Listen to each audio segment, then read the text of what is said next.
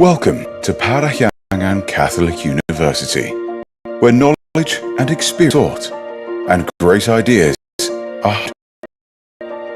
This is the place where traditions are nurtured and made.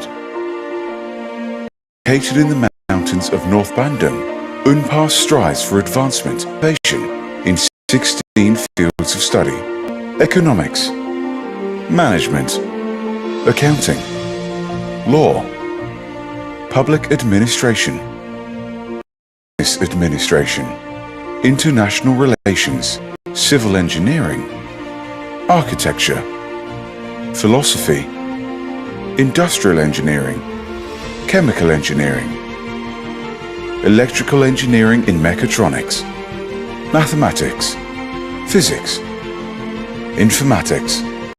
Unpar provides an accommodative learning environment that creates standing graduates who are responsive to current opportunities and challenges. This is the campus where all are inspired and passions are pursued. Through a continuous desire for excellence, achievements after achievements are made possible. Unpar is a place where diversity is respected and community is built. Divinity, truth, and integrity have become the foundations of our academic culture. With various extracurricular and campus activities, Unpar has been able to provide a comprehensive education while building the essential virtues of the present and preparing for the future. With decades of experience and solid foundations, from generation to generation, Unpar has been recognized at national, regional, international levels. We proudly acknowledge our professors for their expertise and our staff for their dedication to service. We heartily embrace the trends in digital transformations by adapting to current and future needs and challenges in the context of education. Unpar believes in developing local potential on the international level. Thus, internationalizing is an essential part of our commitment to provide our students and staffs with the needed exposure. This commitment is supported by high-quality facilities and infrastructure throughout the campus. Our efforts towards the future are guided by the spirit of Bakuni Yangri Guna Sunchaya Bhakti, understood as based on the belief in God, the advancement of knowledge, devotion to the community. Compassion and humanity have become the center of our academic which are ultimately dedicated to society. Welcome to Parahyangan Catholic University, the answer to the future. We begin here and now.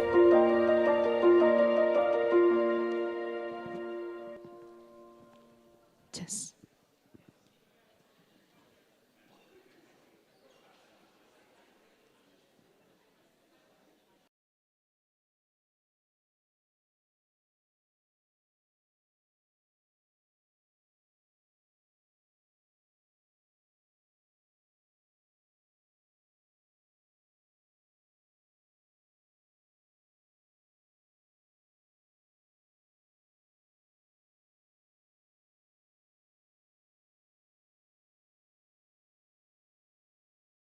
Interdisciplinary Conference is part of the dissemination program of the Consortium into Food project, which aims to resolve societal challenges, particularly food waste issues, through education and research, fostering interdisciplinary and collaborative innovation. My name is Anissa, and I'm honored to be your Master of Ceremony for today's event. Ladies and gentlemen, we would like to extend our warm welcome to our distinguished rector and vice rectors of Parahyangan Catholic University, and our distinguished guests and partners from Tampere University, Finland, Gent University, Belgium, Hotelschool, The Hague, the Netherlands, Binus University, Prasetya Mulia University, and Pembangunan Jaya University. Today is a momentous occasion as we come together to this final year of this project, aimed at promoting sustainable development and environmental protection across Europe and beyond, particularly in Indonesia. Before we begin the event, and in observance of our nation's values and principles, we would like to start the event by playing our national anthem. I would like to request that all attendees rise.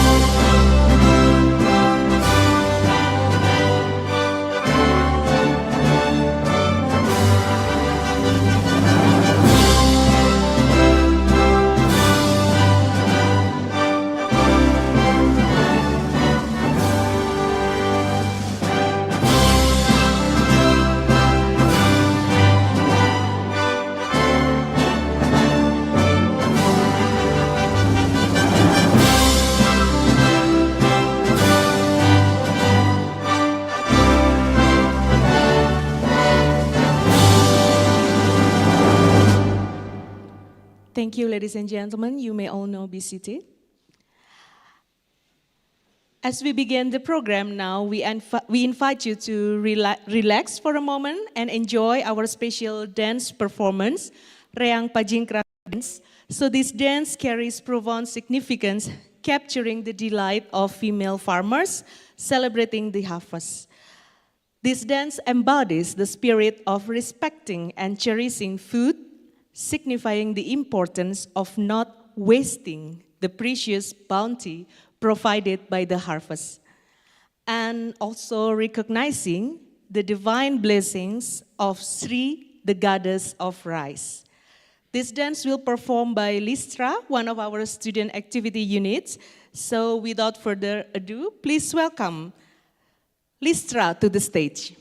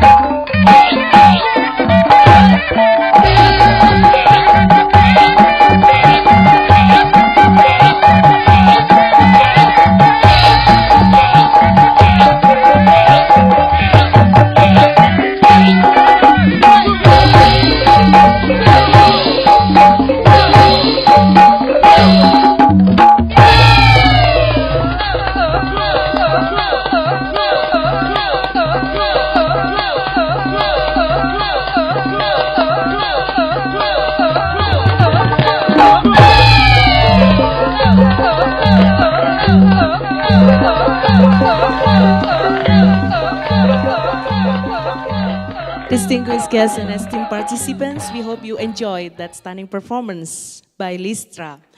Moving forward to our upcoming program, please join me in welcoming remark from our organizing committee, Dr. Charles Sitompul. Let's give him a warm round of applause.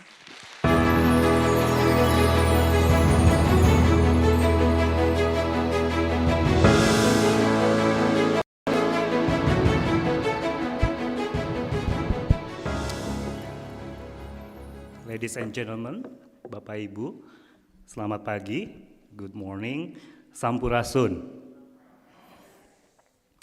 Your respected Rector Parahyangan Catholic University, Bapak Profesor Tri Basuki Yuwono and his staff, Rector Macung University, Bapak Dr. Stefanus Yufra and his staff, your distinguished keynote speakers, Professor Lieven de Marez, Elina Närvänen, Visser Amundson, Bapak Teddy Yogasara, and Bapak Pius Sugeng Prasetyo, members of the Interfood Consortium from Gent University, Tampere University, Hotelschool The Hague, Binus University, Prasetya Mulia University, Pembangunan Jaya University, Machung University, and of course from Unpar, presenters and participants, and mostly to our beloved future generations, our students. A very good morning to you all. We are here today to share ideas and aspirations concerning today's challenges to ensure the futures of our world that we live on through the Interdisciplinary International Conference of Human Factors, Design, Education, and Sustainability. This conference is part of the Interfood project co-funded by the Erasmus Plus Capacity Building for Higher Education of the European Commission. In today's, we will hear challenges, ideas, proposed solutions, tackling sustainability issues, and inspirations from our keynote speakers. We received 60 submissions of abstract and research papers that will be presented in these 2 days. We also signed a contract with, for publication with Scopus Index IOP Proceedings Earth and Environmental Science for selected papers, as well as possible publications in SINTA accredited journals. To mark our commitment and to ensure the sustainability of our efforts in the consortium, we are here also today to launch the Interdisciplinary Research Center for Circular Economy and Sustainability, iSustain in Unpar, which is aligned with its visions to become a humane academic community with noble ideals for enhancing human dignity and the integrity of the Lord's creation. The center is inclusive and ready to collaborate with academics from any disciplines, governments, businesses, communities, and the media who share the same vision for a sustainable world. In addition, tomorrow we will also visit urban farming Buruan Sai, an initiative from the city government where we can see firsthand how communities are working to resolve food safety problems in Bandung using their lands for self-sustaining food supply. We hope all of you enjoy the conference and have a wonderful and fruitful conference and your stay also in Bandung, a city that is very nice, very comfort to work and also to work together. Please make the best use of this conference to sharing ideas, networking, making new friends, new collaborations, and to learn from each other. Last, we would like to extend our gratitude to our rector and his staffs for their relentless support, the organizing committee, co-chair Bu Frames, Bu Clara, Mbak Ica, Pak Daniel, Pak Gio, the students committee, Alphonse, Nadia, and to the steering committee, Bu Johanna. Oh yeah, there you are. Elina, Nina, Yele, Anna, Budia, Pak Wisnu, Pak Edi, and Mbak Cara, and all parties that I cannot name, each one of you. Our extended gratitude also goes to speakers and presenters who are willing to share their knowledge, ideas, and inspirations to all of us how to tackle sustainability issue. I will leave you now with a quote from Ronald Reagan, a US president, in light with the upcoming celebrations of Indonesia's Independence Days on August 17. Freedom is a fragile thing, and it's never more than one generation away from extinction. It is not ours by way of inheritance. It must be fought for and defended constantly by each generation, for it comes only once to a people. We may also replace the word freedom with our planet, and it still rings true. Let us now begin. Thank you.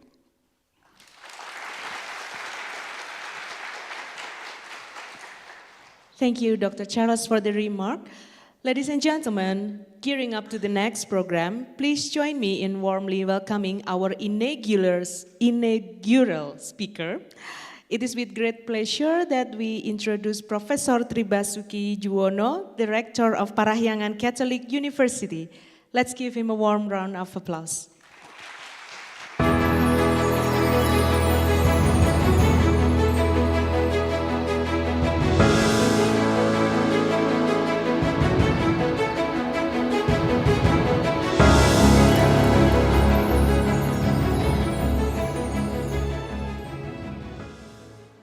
Ladies and gentlemen, good morning.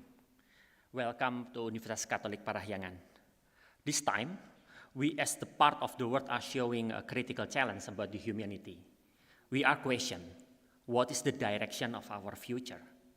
In one side, the growth of technology has provided us with many possibilities, while in the other side, many critical challenges are worrying. Will the civilization can be survived? How is the sustainability of our mankind? Many futurists, many researchers, many wise people, many leaders have already explained and predict the future and what should we do.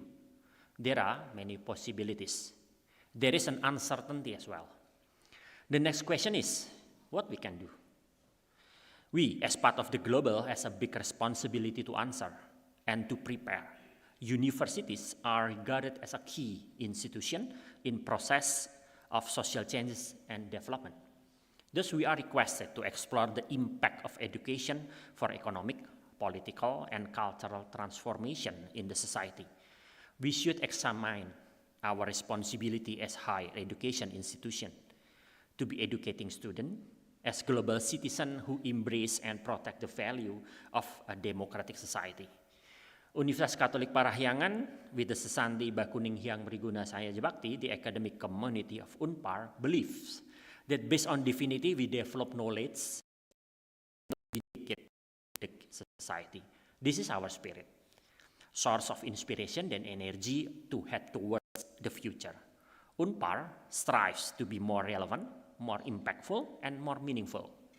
Our vision is to become a human academic community that develop the local potential to a global level in order to increase human dignity and integrity of creation.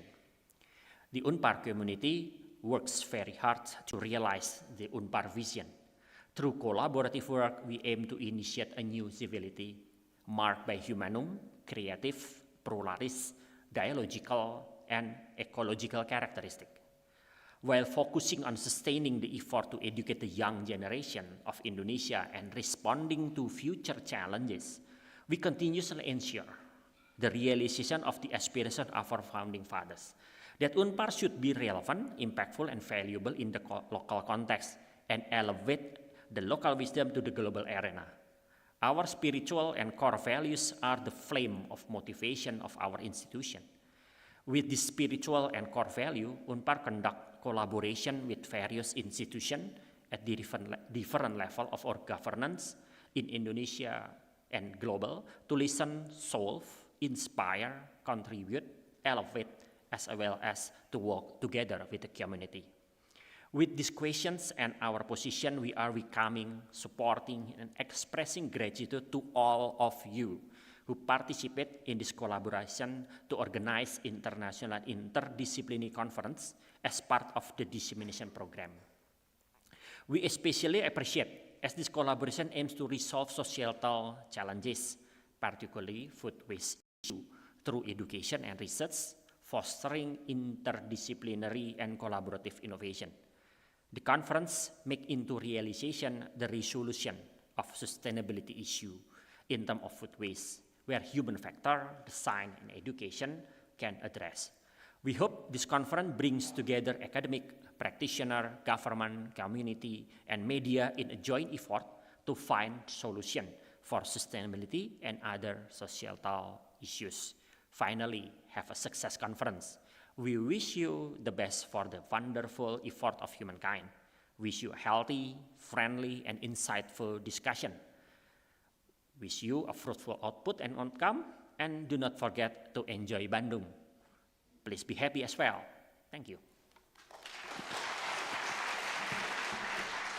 Thank you for the remark, Pak Rector, but we kindly ask you to remain on the stage. So, to commemorate the commencement of this conference and the official inauguration of the Interdisciplinary Research Center for Circular Economy and Sustainability, abbreviated ICoHDES, a gong striking ceremony will be led by our rector, Prof. Tribas. We also would like to invite Dr. Johanna Reni Octavia as the primary coordinator of Into Food Project from Parahyangan Catholic University, Professor Dr. Lieven de Marez, Professor Elina Närvänen, Dr. Candidate Anna de Visser Amundson, Dr. Stefanus Yufra, Bapak Edi Yusuf PhD, Dr. Teddy Yogasara, and Dr. Pius Sugeng Prastyo, because later on we will have a photo session for all the keynote speakers. Please come forward to the stage.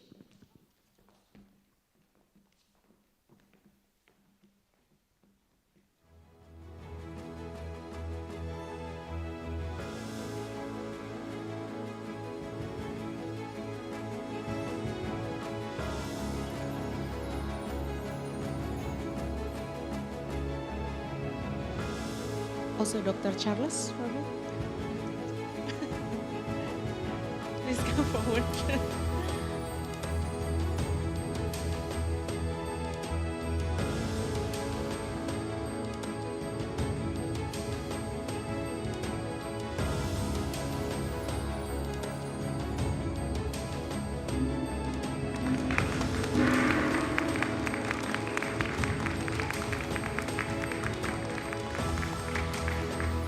Thank you very much, and then we will have a photo session for all the keynote speakers.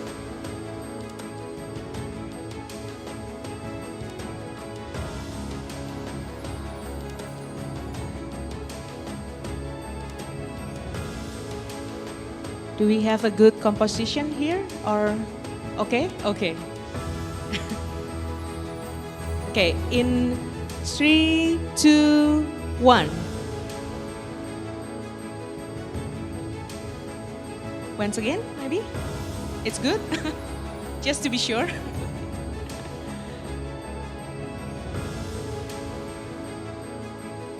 Okay, thank you very much. You may now all be seated.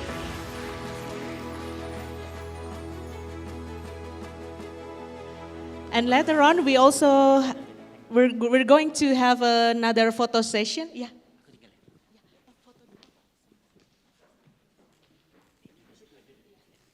We're going to have a photo session for all the participants and committee, including me. So I'm going to go to,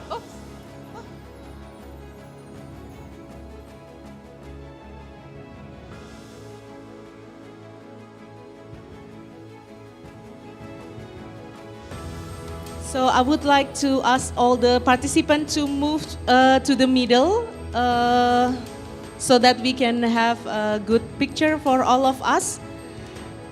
All the esteemed participants, we kindly ask you to move to stand, to rise, I guess. That would be better. And then move to this side in the middle and move forward. That would be better. Yeah. Because we want to capture all the distinguished guests and participants.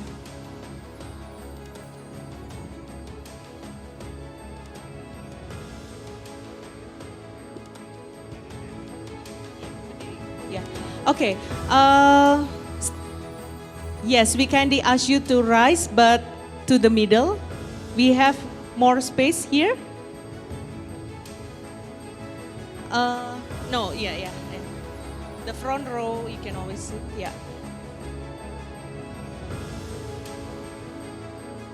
Okay, there are still more participants. We wait for you, Bu Clara, Mas Gio. Yeah, more space in here. You can always move here. Are we good now?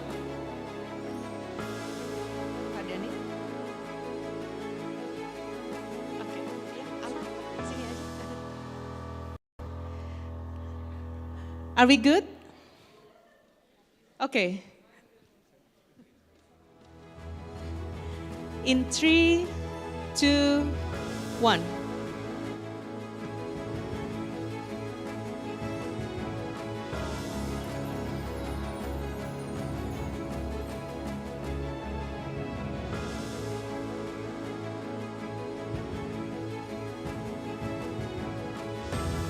Okay, are we good?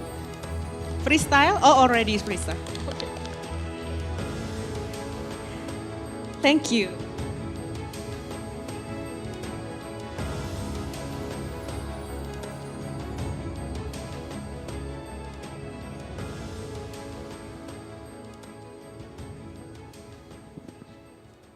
Great, it was fun.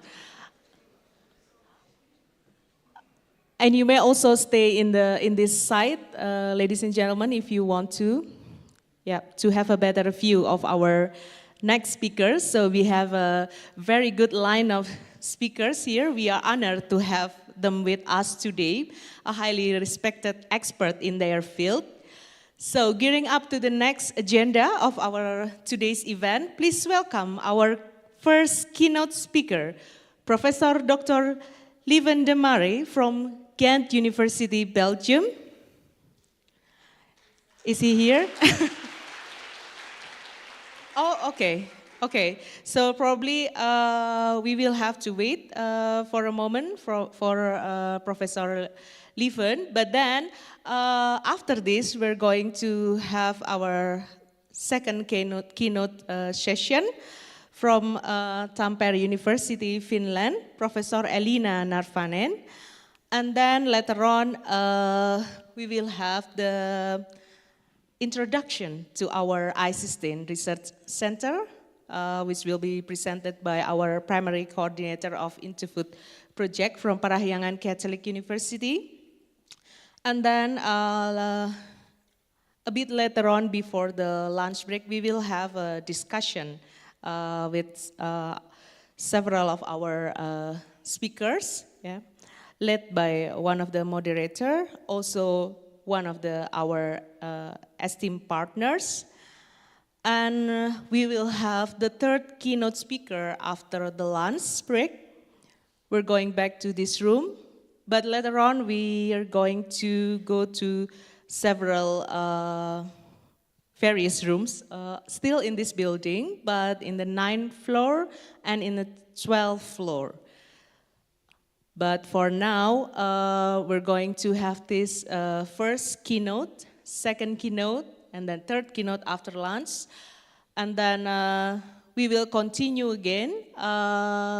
For the invited guests, we will have the very much highly anticipated dinner later on this evening. But for now, please welcome our first keynote speaker, Professor Dr. Lieven. Please welcome.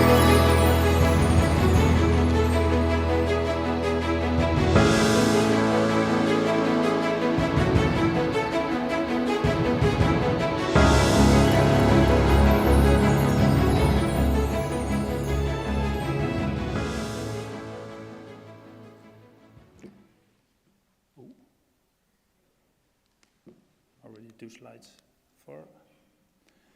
All right. Yeah, I'm very honored to be here. Thank you for having me here as a keynote speaker on this interdisciplinary conference of human factors, design, and education for sustainability. That's immediately a mouthful of concepts, important concepts, but it also is, at least that's my experience in my 18 years as professor, a huge challenge to combine them. Our normal concepts, I guess we all know them, but how to combine them, that was also for me quite a challenge to do that. So a title that suits my presentation, I think, is or could be a question as well, the interdisciplinary quest for optimal interplay between human factors design or design thinking and education as the means to achieve, I guess, what we all try to achieve as researchers is societal, social, and sustainability impact. Not evident. And in the past 18 years, I have been on this journey, on this quest. Are we there already to find an answer? What is the optimal interplay of all these concepts? No. not far. But we have been succeeding in setting or taking some important steps. We've passed some milestones, and if good for you, I would like to share some insights, some reflections on the steps we took on that path, and ending my presentation by explaining one of the projects we are quite proud of, and that's the Command project, in which we try to combine each of these factors and show what kind of impact we try to achieve with that. But who am I? I'm Lieven. I'm a professor at the University of Gent, Belgium. I'm a social scientist, so my subject of research is the human people in a society in interaction with all types of aspects, problems, challenges, but also technology. And as a social scientist, my specialty is innovation research. So what we do is feeling the pulse of the user and inserting all these insights of the user in all stages of innovation processes, on all types of domains and markets. Where are we today? Today I'm heading a research group. On top you see the logo, IMEC MIG to Gent. So a research group of about 60 people today. We grew from a group of social scientists, a monodisciplinary group, to an interdisciplinary group. So in our group, 60 people, it's a mix of social scientists, engineers, technical educated people, design scientists, design thinkers, psychologists, and computational scientists. And with a mix of these people, we work on average 30 projects a year, all focused on that one mission, empowering people in a digitizing society. So Gent is the university. MICT stands for Media, Information and Communication Technologies. That's the research group. And you also see there that other acronym, IMEC. What is IMEC?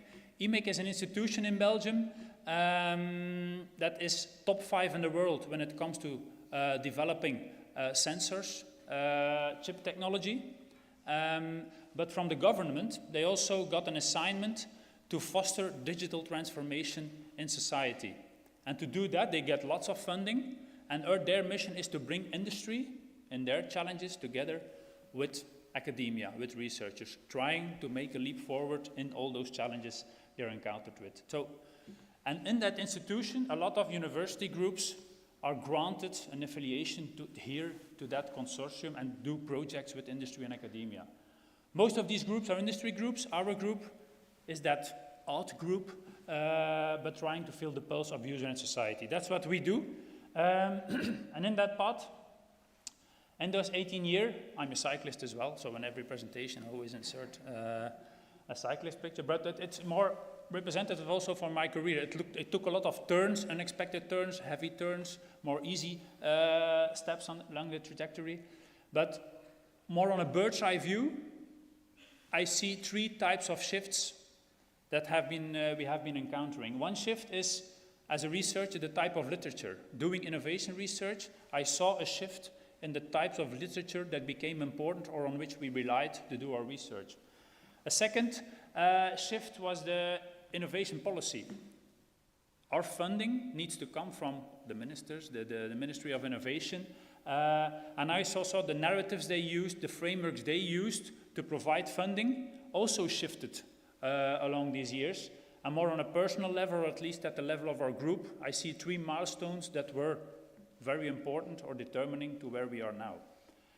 Let me start with the latter one. Those 3 milestones on the group level was in 2006, we joined IMEC, that consortium, that big technology push consortium. As a social scientist, a world we didn't know, but we really learned a lot by working together on a day-to-day basis with engineers and with industry. Our social science research, we can explain it very well in our own publications, in our own journals, but making it relevant for a community of people that speaks another language, that is trained and educated in another language, not difficult. And we really needed 10 years just to understand each other. Point 1, learning to collaborate with people that reason from other frameworks. Point 2, interdisciplinarity. We always thought we were interdisciplinary because we worked together with engineers. We acquired projects, we filed for projects with engineers, we succeeded in getting these projects, and once a quarter, 4 times a year, we met each other and we thought we were interdisciplinary. But in 2014, one of those engineering groups, where Johanna worked, the group from Jelle Saldin, we got along quite good, and we decided that we should really be together on a day-to-day basis. There we decided to blend those research groups, which is not evident in a university world, that is really, certainly in Europe, I don't know how it is here, but it's still quite monodisciplinary organized. Education, research groups, all monodisciplinary. That's the center of gravity at the university. But we decided to move together on a day-to-day basis and put social scientists together with people that can really make and produce prototypes and mock-ups. And a third milestone for us was the location. The location, we moved also to a new location. We decided to move away from our faculties. We still give our education at our faculty, but we decided to move to another place together with those engineers. And that place, this is in Gent, the public library. We are not at the university campus anymore. You see, this is a library. It's on the top floor is the university floor. There we are with the different disciplines, with industry, with representatives from the city. It's a nice public, but the most important asset for us is that we moved research to a place where the people are, instead of trying to drag the people to where the research happens on a university campus. And that really made a difference. This is a venue in the city where 6,000 people a day come by, and that is a treasure for a social scientist group that tries to feel the pulse of that user in a society. Second point, those ministers, those politicians, the narratives they take in those 18 years, one acronym that keeps on recurring is PPP. At 2005, they were already talking about public-private partnerships, trying to bridge the gap between industry, between politicians, and try to set up contexts in which they can foster and let grow innovation of all types. Today, or meanwhile, sustainable development goals became more and more important. People started to embrace that concept, and today they're still talking about PPP, but it becomes a two-layered narrative. Still public-private partnerships is what they try to achieve, but it should be somewhere on the intersection of what is important for the planet, what is important for the profit for companies, and what is important for the people. But do they already found the magic formula? No. Still seeking trial and error to find the working context to do that. And on a literature level, I saw myself shifting on.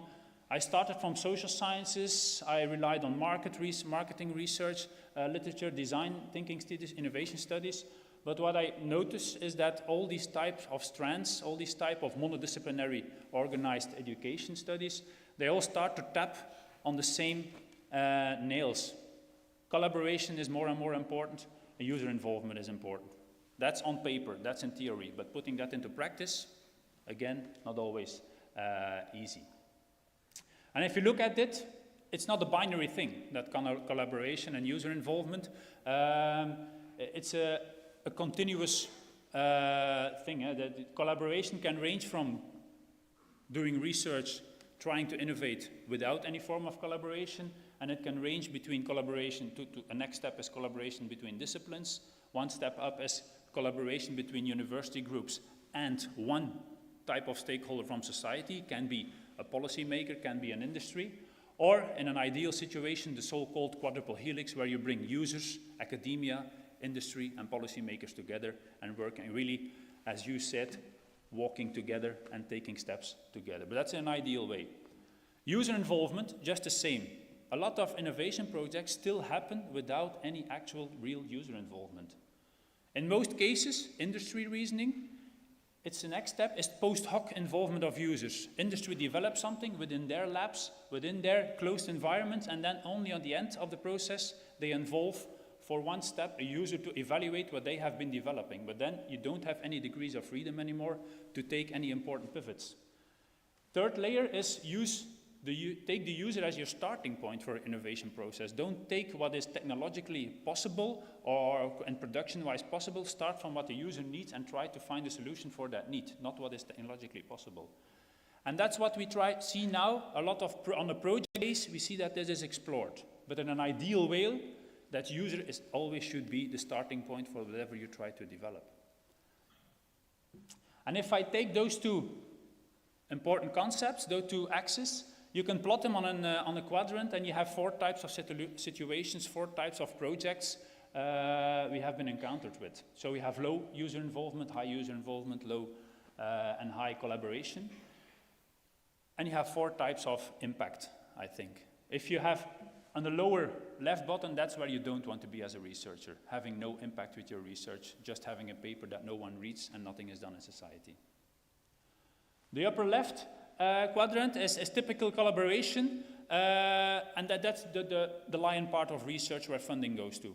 Industry, economy needs to take a leap forward with research, economic impact, and that profit, P, is the center of gravity for research. Nice, collaborative research indeed, interdisciplinary research indeed, but do you have a societal impact? Not always difficult for companies where sustainability is nothing more than a marketing term or a kind of corporate social responsibility aspect. On the on the down right quadrant, that's projects where high user involvement, high societal stakeholder involvement, very nice projects for politicians who want to have a narrative, who want to be on a stage with nice stories.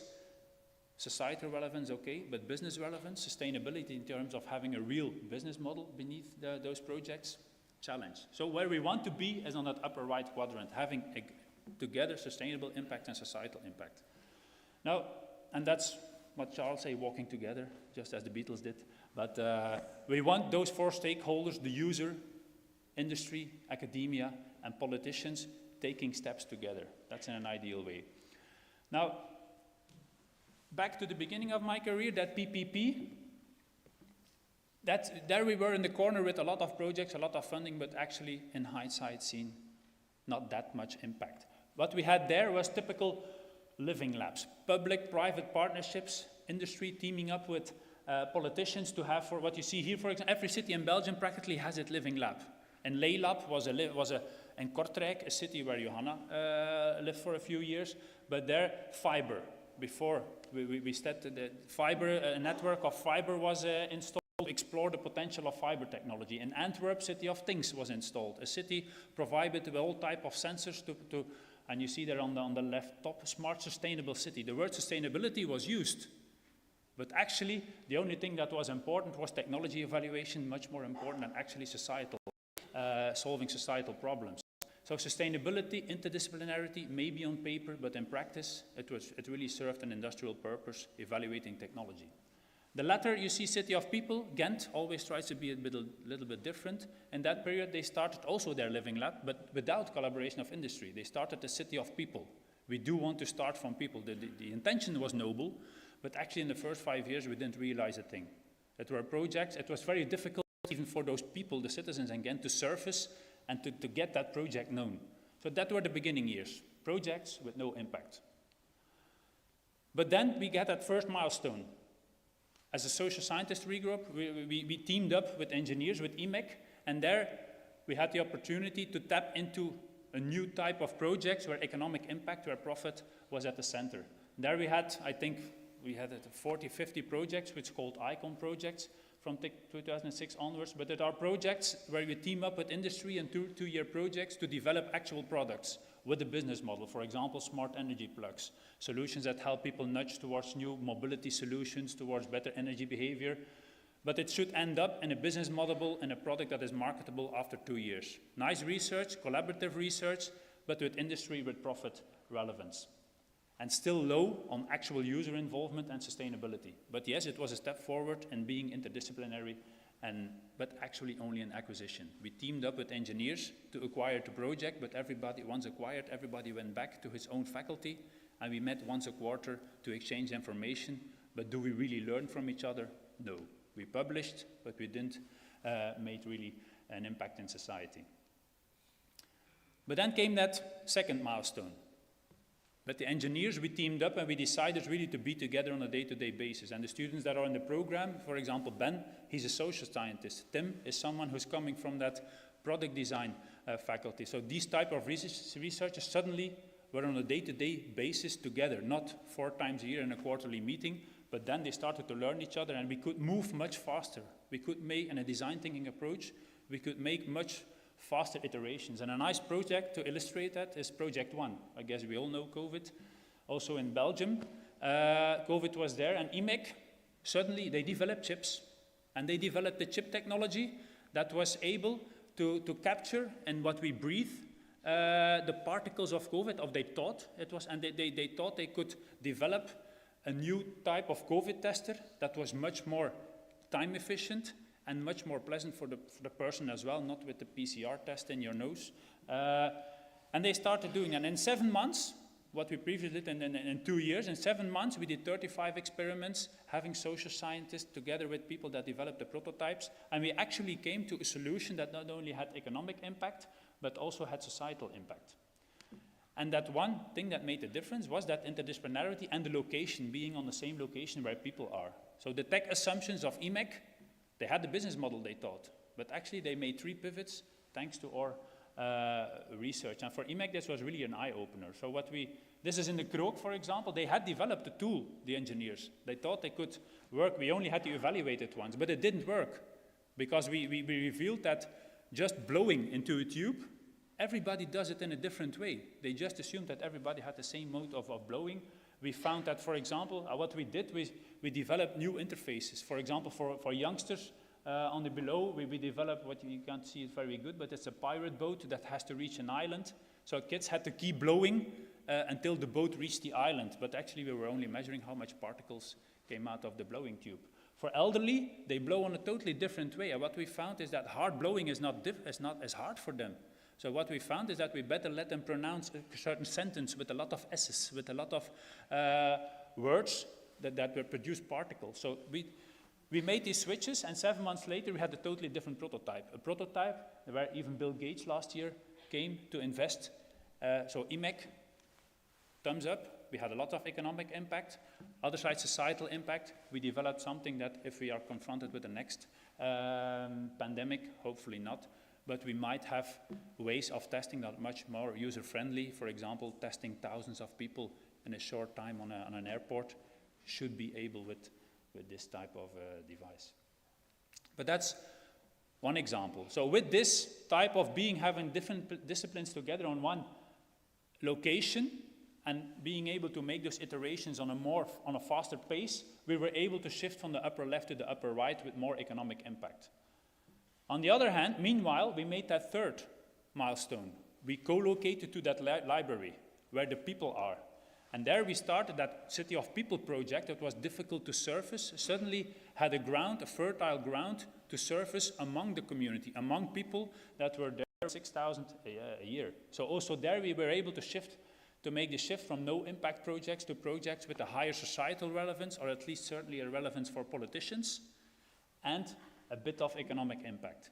Hello Jenny is a nice example of that, with certainly resonating impact in terms of a story for politicians, and societal relevance, but still not a solution with a sustainable business model solution behind it.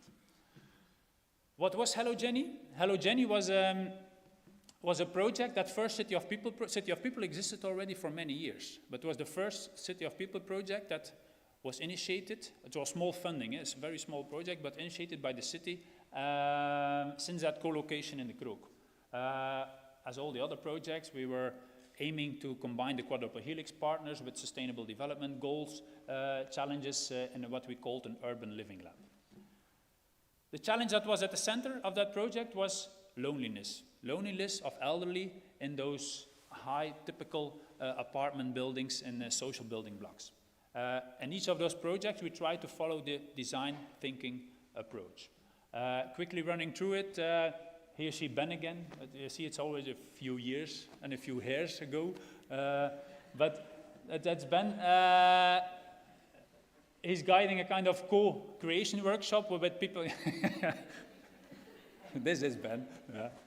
But he's a co-creation workshop with people from the health sector, health service sector in Gent, for just to know what are the problems, what are the solutions, do we already have solutions for the problems we know? And yes, there were a lot of solutions. For example, this talking flower pot. It's a kind of technology for people, as long as they took care quite well for the flower in the pot, the thing started to talk back, and then the lonely people had some company. Okay, nice idea, but too expensive for a lot of problems, for a lot of persons that were really in problems, not really meeting the problem of the target population we were envisioning. What Ben and his team did, they really went to those people. They took the time to talk to them in their context, in their homes, starting to actually a social moment, evaluating type of solutions, but also looking around, sensing the context, sensing. What they saw was that a lot of people just lacked awareness. They just weren't aware of certain solutions. Digital skills. Sometimes there were digital solutions, but they lacked digital skills just to use them, to find them. And those that were in need of loneliness often had the biggest thresholds just to admit that they were in need. A third was that there were professionals with solutions, but they just lacked time. They could expect where the lonely people were, but they lacked time to visit them and to assess whatever needs they are. And there were also volunteers, students, just as you. Students in social educations, they had 1 or 2 hours a week where they had to volunteering work. What they did was just randomly calling numbers of elderly just to ask, what are you in need? Do you need help with the groceries or something? But did they really came with the people that were in need? No, or they should be very lucky. So what we try to do is develop a supply and demand, matching supply and demand platform. And the first thing we developed was this, a box with 2 buttons, a simple, non-digital, a very simple chat. They could signal a problem, and if we asked a question, they could answer with yes or no, green or red. And the next iteration, the box became like this, but still very low fidelity prototyping. It was tested in the Krook, again Ben and his team, but with the elderly in the Krook. We tested the thing in their homes, in their real context. And by the end of the project, we had this platform, this solution we called Heroes, the operating system, an operating system to support heroes. And in the middle, you see that voice interface, which was the part of the solution where elderly themselves could signal problems, where we could ask things and they could be confirmed in a simple way. But we augmented it with sensors on the one hand, because sensors, for example, on the doors of people, where we could just simply measure how much is the door going open, are people coming in or are they coming out? Do they have social contact or not? I think we also played a bit with the idea to place sensors on the windows, because we found in literature that the amount of times that people open a window and they ventilate their homes is a kind of indication of the mental state of people. People that don't feel very well don't ventilate. But all these type of signals, together with the volunteering ecosystem, the first 2 helped to feed the volunteers. Those volunteers that only had 1 hour a week, if we had an indication that people don't have visitors at home, that they don't ventilate and they signal a problem maybe, they were prioritized on the list for students that had to call the elderly up. And at the end, all this information came together in a platform that helped the professionals. They could really be nudged better to the people that were really in need. With this small project, a small seed was planted, but here you see that this is the mayor. This is the mayor of Gent. And this is what they wanted. Mayors want to be on a stage. They want to be on a stage, they want to have a story, they want to have prizes, and this is what has been recuperated numerously, that Gent is a city of people. We think about the people, a small project that had a big resonating impact on a political level, but that made that we had them along. That they truly believed that this could be a type of project that we need on a higher level. And that brought us to a project type as Come On. Come On is a project where we not have to beg every year after the small envelope to do this type of research. Now it's, yes, that is good. This gives a return on societal level. But to be honest, that Hello Jenny project was also nothing more than a good story. We didn't have companies aboard. We didn't have a sustainable business model. I think now these chat boxes, they're getting dust in some closets. It was a good story for researchers. We had papers, the politicians had a story, but did we have societal impact? We do have to admit, not really. What we try to do with Come On is also to step up and involve those companies in that project to really have that impact, that someone embraces the solutions we try to do. What is Come On? Come On is a yearly program. We just have the first year behind us. It's a yearly program where one societal challenge, Sustainable Development Goals, are at the center of the project. And the team that was at the center was healthcare last year. Healthcare, and it's an iterative recurring methodology That goes to 5 phases: unraveling the societal challenge, investigate the problem, brainstorming, experimenting, evaluating, design thinking. Step 1, we involved in that kroeg, in that building. It was easy to involve more than 600 people to think, to reflect about the problem. Experts involved, and at the end, pretty soon, after diversity of activities, 39 challenges within that health umbrella were identified. The one challenge that we took up and that was prioritized was, how do we make healthcare more understandable for everybody living in Gent? What we did then in the second phase was investigating the problem. Again, just as we did with Hello Jenny, we went to the people, we brought the people to the kroeg. Around the kroeg there's some water, we put people on a boat, just talking about understandability, what are the different aspects of that, but it's a nice situation. People like to do that, so this is how you bring research to where the people are instead of putting them into to a lab. And at the end, we unraveled that problem, and we came up with the assessment that one part of the problem was the message. It's often complex. Health messages from a doctor, often complex jargon you don't understand. So between that caregiver and the patient, there's a lot of noise just due to the message. Another part of that noise is the channel that is used, often digital applications or types of channels that are difficult to understand for people. And at both sides, the caregiver and the patient, we found that skills and context was a problem. For the doctor, time is ticking. He only has 10 minutes a day per patient. And in that time box 10 minutes, everything had to be said, everything has to be understood. Skills. Not all doctors do have the skills to feel, to read the non-verbal communication if someone is getting what he has to do or not, or if he is uncertain. On the patient side, the same context, and there we saw cultural differences. Not everybody masters the language, not everybody masters the right culture to understand the doctor, and also their not digital, but health literary skills were often lacking. With this assessment, we gave to people that could make solutions. These are the problems. These were the problems. We put them into brainstorm challenges in the kroeg. We had a lot of brainstorms with all types of people.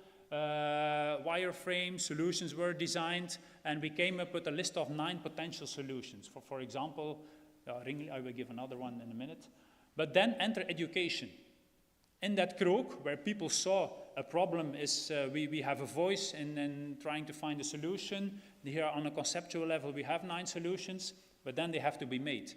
And and all educational institutions are invited to take up the challenge in terms of a hackathon, a make-a-thon, and 42 students did. They took up the challenge and they came up with solutions. For example, Ringli was a solution for non-native people living in Gent, not mastering the language very good, and when they come to the doctor, they only have those 10 minutes, they don't understand him, they are expected to be prepared to give some information and questions they are not used to. What Ringli is a chatbot. 1 or 2 days before you are expected to have your appointment with the doctor, the chatbot just calls you to ask you some questions, to inform you that you should be informed or prepared to give this and this information, to ask you already some questions that can be fed back to the doctor, so the doctor is better prepared to have you, and you are better prepared to give the information that is needed in those 10 minutes. Good idea. In the experiment phase, we entered the companies. For those 9 IDs, small envelopes of interested companies were given, 12,000 euros. Was that to help developing that concept ID to a first mock-up of a solution. And for example, one of the IDs that came up was also this ID. Just pain is a different, I'm in pain, doctor. Different concept to say, what is pain, how much pain, how often is it recurring, what is pain for you? It's not the same as for me. And these students came up with an idea, but with a wristwatch, where you could just switch the wrist to indicate how heavy the pain was. That's the only thing they had to do. The wristwatch could do the rest. They could assess what time of the day, how much is it recurring in a week, and all this information could be bundled and given to the doctor and make his assessment much better than in those 10 minutes when someone is saying, I'm in pain, and what kind of pain. So this type of IDs, they were put into the public, in the public sphere. A kind of expo was organized, people could give their feedback, experts, non-experts, people that felt pain, and based on these feedback, they were teamed up with the companies to make that first solution. So they stepped down from the wristwatch ID, too complex, but they came up with this device that actually works. And kind of the same idea, just turn the button to give your indication of what you, how much are you in pain. And again, nice idea, bringing research to where the people are, having more feedback, having more visibility. And again, this type of project won a prize on the national level, the literacy, media literacy prize for innovation. But again, politicians, thumbs up. I have a story. I have something to say. I have something to give back to society. I have a kind of story to give. What did we do with the tax money you gave us? But we as a researcher, we made a step in making a leap forward in terms of combining societal impact with a little bit of economic impact. Are we there yet? No, not yet. But again, we made a small step forward. At least we have the feeling in terms of combining societal or achieving, or on that quest of societal and sustainability impact. So to conclude, I guess in Belgium, in Netherlands, and Finland, and in Indonesia, there's an increasing number of possibilities for interdisciplinary innovation research. But are they actually having impact? But it's still difficult to have the combination of societal and sustainable impact. I think, yes, it's necessary to have that bunch of projects that help an economy forward and to help them in the digital transformations, as the rector said. And these are good projects, and we have to, that's okay, that the impact is on profit. But we cannot expect as researchers that projects will come that will give the degrees of freedom and to have a lot of societal impact. I think we need to step up ourselves as universities and start small. Start small with little projects in which we find each other as disciplines, and we find one societal stakeholder to do small things, but having the user as a starting point. And bring projects to where the people are, instead of dragging people to where the projects and the research happens, which is not a natural environment for those researchers. Try to co-locate those disciplines. Don't do it in monodisciplinary organized universities. Bring the researchers together, make that those persons act as a team, and only with that as a base, you can make a difference, at least on a prototype level. In an ideal way, you don't only bring disciplines together, but you don't also co-locate them with the representatives of the city and representatives from companies, startups, and give them small budgets, small projects, but to plant those seeds and show where you could make the difference and tease society, tease those helices in society. And then doing that, try to start from a broader view on sustainability. Sustainability is not only about planet, about environmental issues. You always need those companies, that business logic. And I think the sweet spot of making a difference on sustainability is where people, planet, and profit benefits meet each other. And I guess we, at least with projects as these, try to make a difference. If I see how students meet from different disciplines, I'm certainly, you learn from each other, from different lingos, different characters. That's also an issue. You learn, you have to get along, you have to move together, walk together, whether you now match on a personal level or not. But the goal is to make that difference on a societal level. Having said that, I'm at the end of my presentation. Thank you for your attention.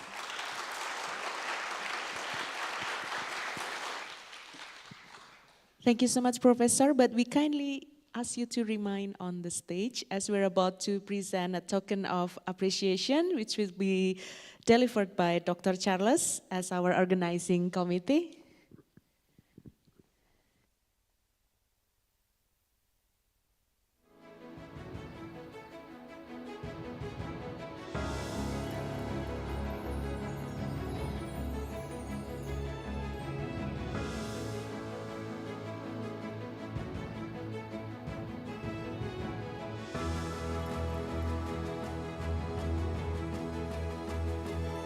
Okay, thank you very much.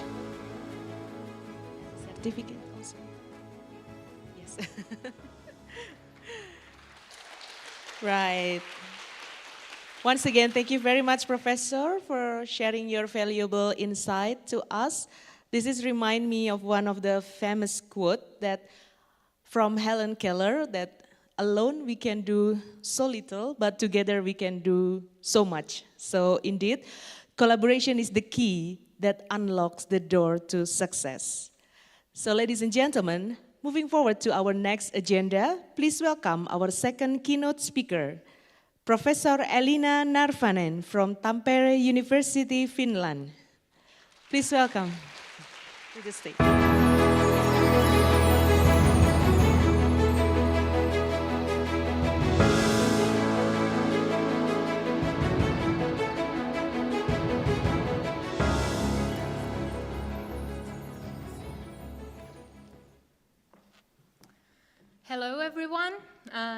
Thank you very much for the invitation to be a keynote speaker in this event. My name is Elina Närvänen, and I come from Finland, from Tampere University.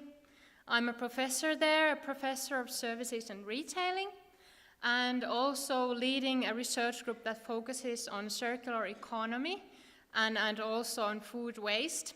We are part of the Interfood Project Consortium as well.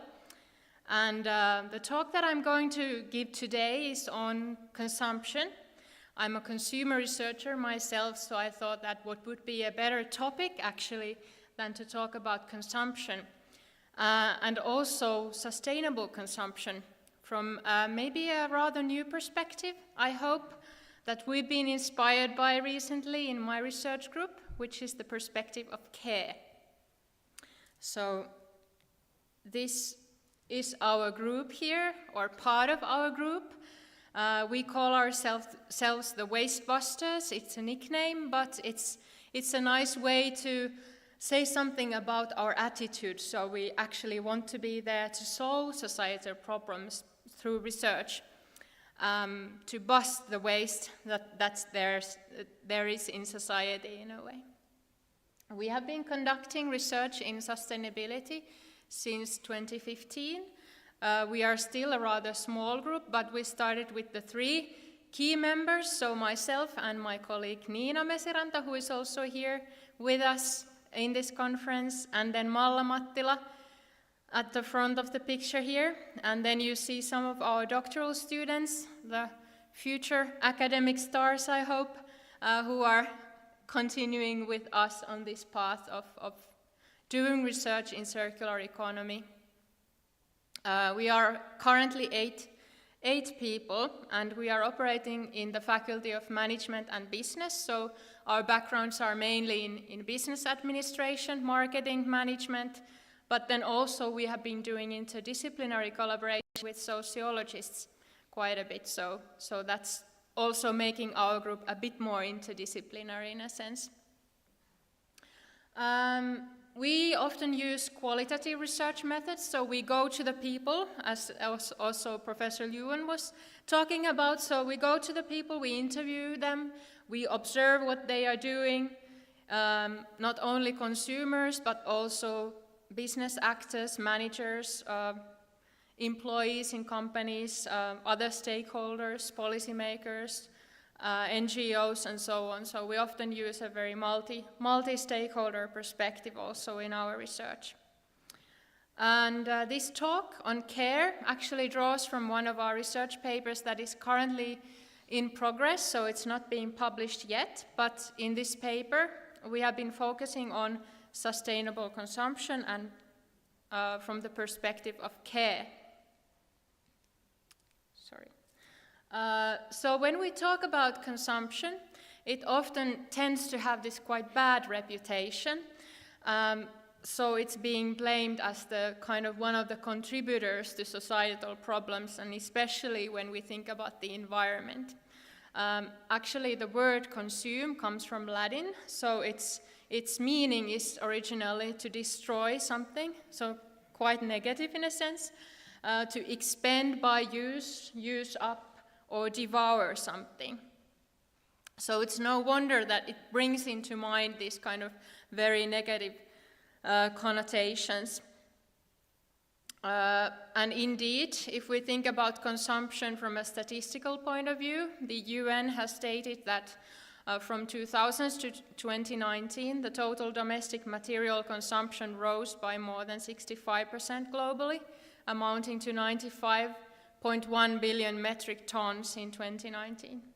So it's as our lifestyles are getting more affluent, we are also consuming more, and it's not a very good thing if we think about sustainability. Of course, not all consumption is material in a way. We can also consume services and immaterial things, but even then we often need electricity, we need resources that are dependent on the planet. So there are rather many detrimental environmental impacts of consumption, which include the excessive use of natural resources, and consumption is a major contributor to climate change and waste and pollution.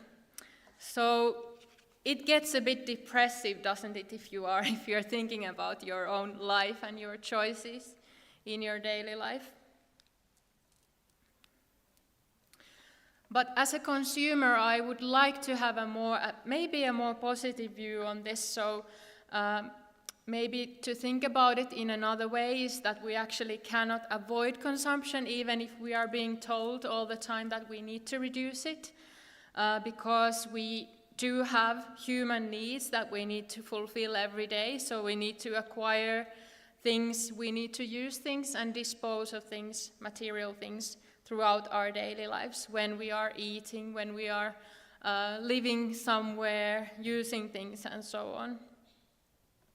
And also, it's not very useful to blame the consumers for the environmental and social degradation, as consumers are also part of the whole system with other stakeholders in it, and consumer choice is actually not always as free as we would like to think that it is. So we are kind of, in a way, sometimes slaves or victims to the system, in a way that we cannot always make the most sustainable choice, even though we would like to do that. And sometimes it might make us very passive if we think that this is our fault, that we should do something about our personal consumption. And also, I think that from my point of view as a consumer researcher, there are many positive things that consumption also can be. So according to our research on food waste, for instance, consumers can be really creative when they are using leftover foods to create new dishes, for instance, the next day, or when we are making something from scratch to consume, like clothes or like something crafty, like you see in this picture. Consumption is also a very social phenomenon. So as consumers, through consumption, we also connect with other people, like when we are sharing a meal or spending time with our family and friends, going to the movies, or whatever it is we are doing in consumer society. It's often about connecting with other people, and that's very positive. Consumption can be ethical. We can make ethical choices. We can try to think about our values when we are making those choices. Try to make more sustainable lifestyles happen in our daily lives as well. And then, according to a recent article written together with my colleagues, where we analyzed grandparents, actually. Grandparenting is one kind of field of life where consumption can be really generative. So grandparents can teach their grandchildren good values and good practices, sustainable practices, and that way they can also produce something nice, something useful, very positive in society, to kind of transfer skills to the next generation and these very sustainable values as well. So it's not all that negative. So when we talk about sustainable consumption then, the UN also mentions this as one of the goals of sustainable development, which is the goal number 12, responsible consumption and production. And it targets at more responsible, sustainable patterns of consumption and production through, for instance, reduction of waste, and also more mindful and informed purchasing decisions. But when we think about sustainability, as also in the previous keynote, we have the three facets of sustainability. So it's not only about the environment or only about social sustainability, there's also the economic side and so on. So when we then put it to the consumption context, it also has very different ways of looking at this. And according to a definition by Lim, sustainable consumption can be defined as an adaptive, balanced and contextualized approach to consumption that covers these 7 things. So it meets the basic needs of the current generation, but without taking something away from the future generations either. does not cause damage to the environment, does not create a loss of function in natural systems, improves resource use, efficiency, quality of life, and also avoids this modern hyper-consumption.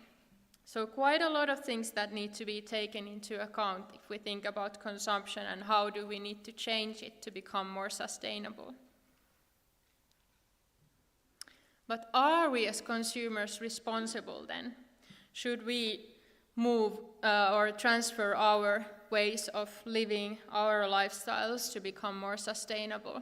It's quite easy often to blame the consumer for their actions, and even if our actions do have an impact on sustainability, as I already mentioned, it's not always that straightforward or easy to make those better choices.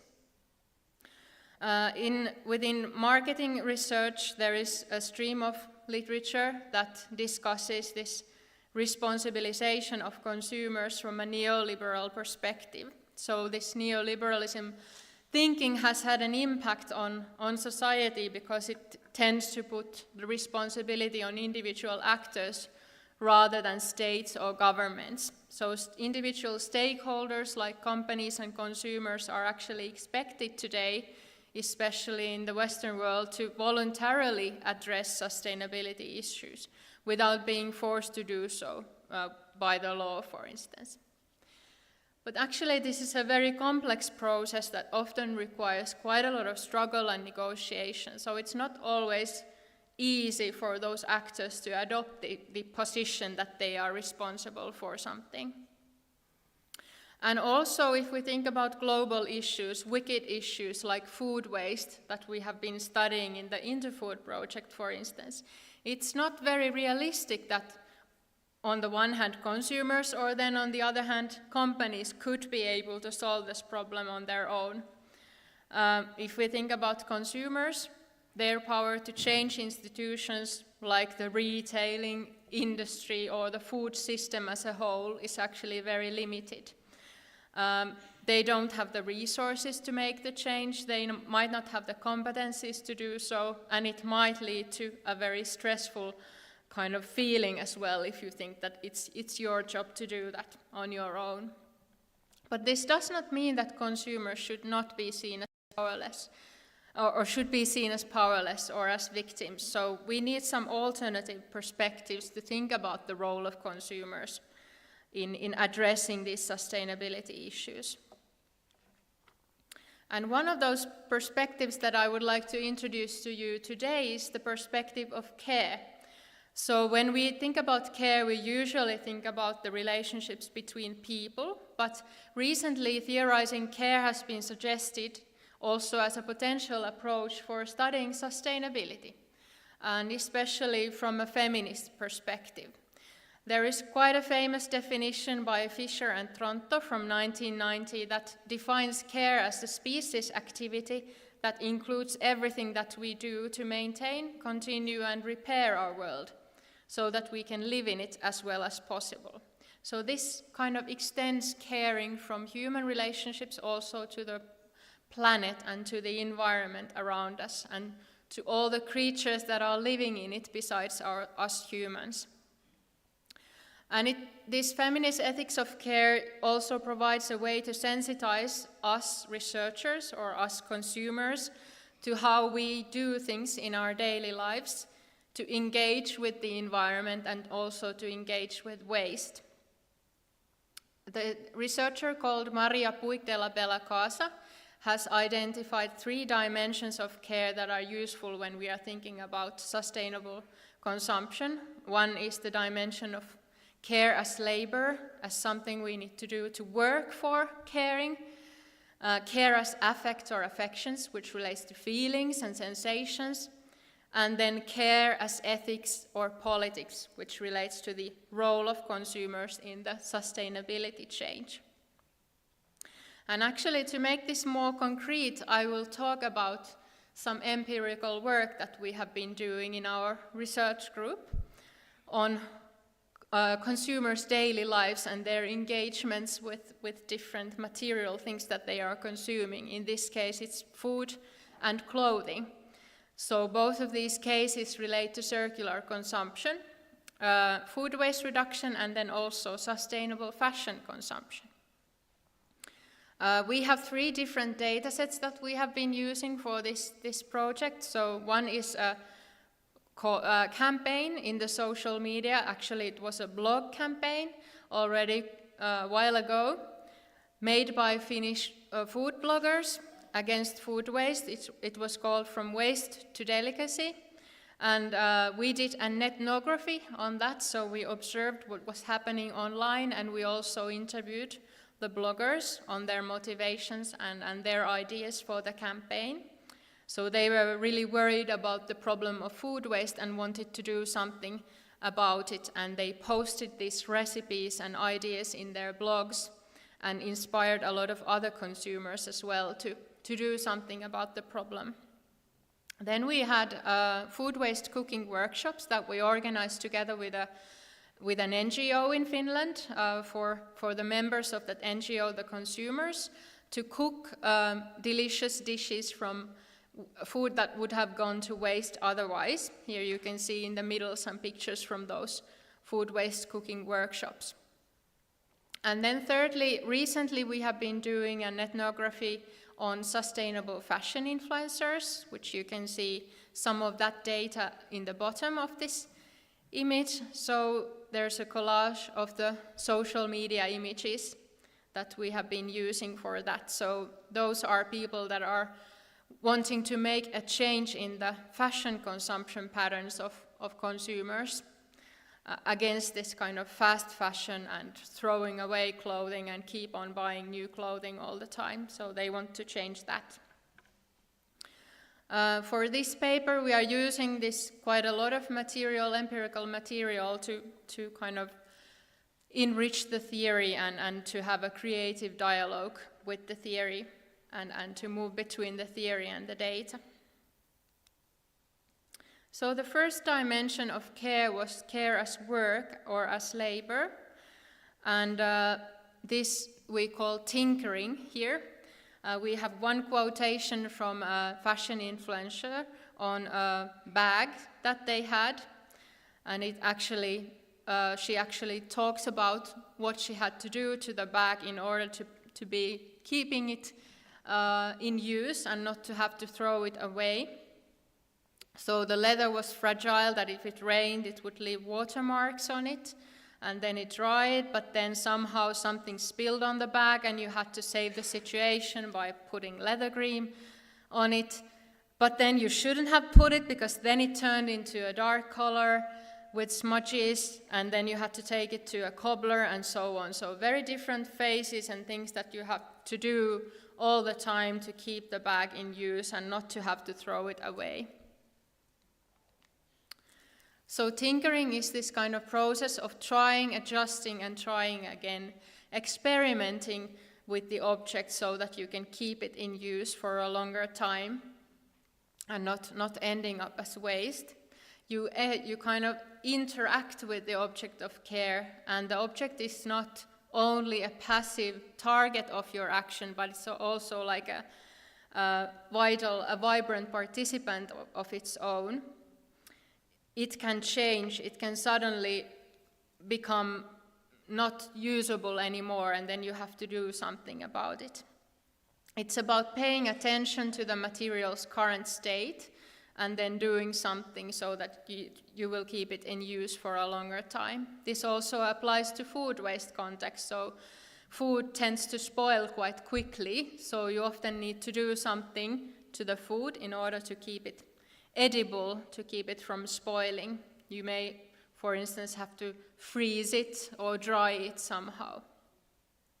This tinkering process highlights the endlessness and continuity of working with objects, working with materials, since you only can achieve this kind of state of balance very momentarily.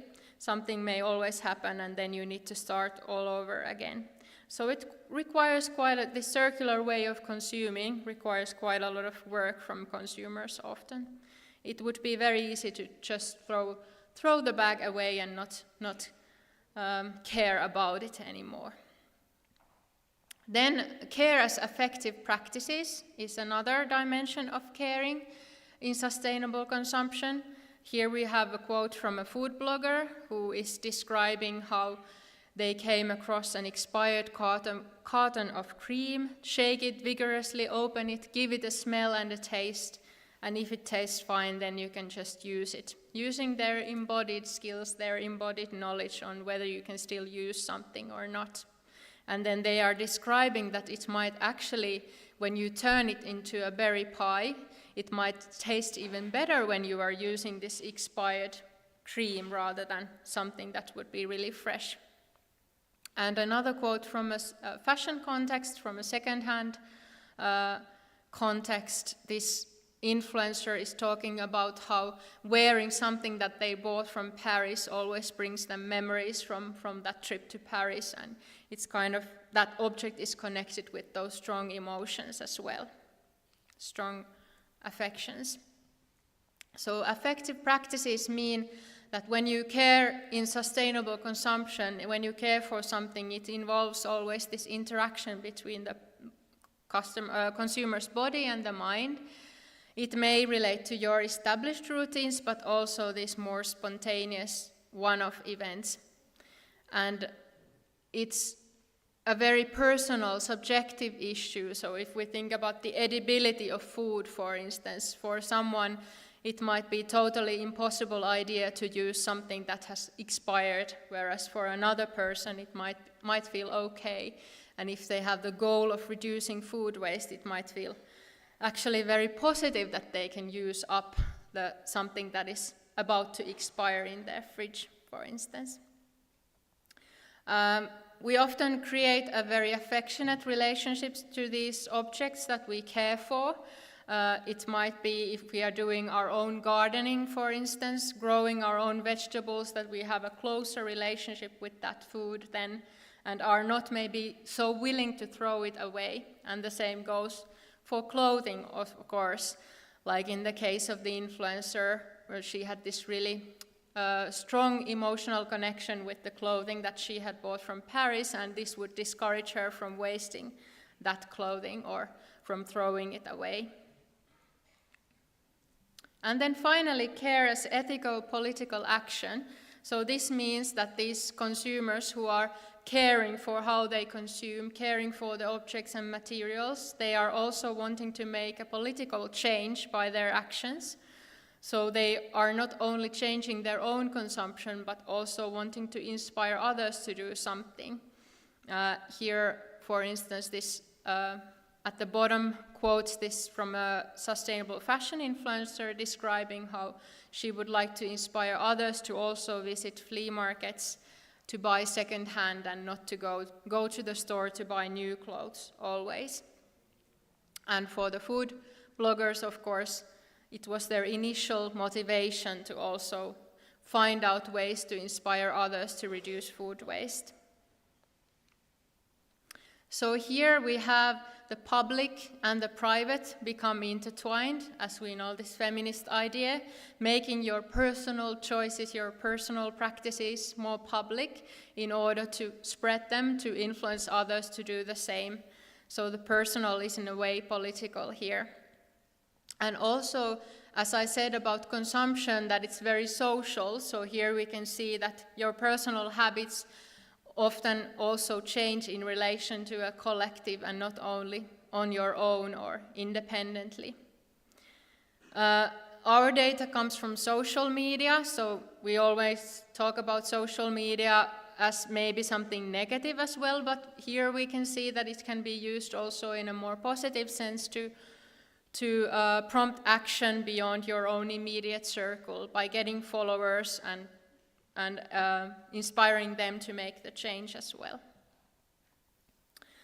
And also, it's a question of who or what do we include in care. So these interviewees, these people that we interviewed and observed, they always were talking about not only caring for their immediate family or friends, but caring for the planet, caring for nature, caring for the environment. Understanding that we are connected to everything around us. So some conclusions at the end. So we think, based on our research, that care would be a relevant perspective to sustainable consumption because it does not blame the consumers for the problem, but retains the agency of consumers as caretakers, as change makers in a way. And we see sustainable consumption not only as choice making, but as an everyday material, affective and embodied effort. And in this effort, the consumers and also the materials are active and they are interdependent of each other. And we think that if we think about consumption as caring, it's easy to invite also more caring, as in the case of grandparents. So when you care for something, it invites something to also care for you, or someone to care for you back in a way.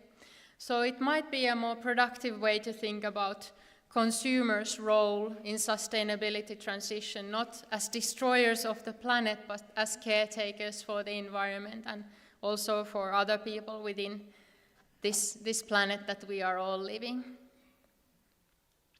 So here is where I want to conclude, and if you wish to contact me for further discussions, it would be nice to have those maybe over lunch or later. Thank you. Thank you so much, Professor. We kindly ask you to remain on the stage as we're going to deliver our token of appreciation, which will be delivered by Marez.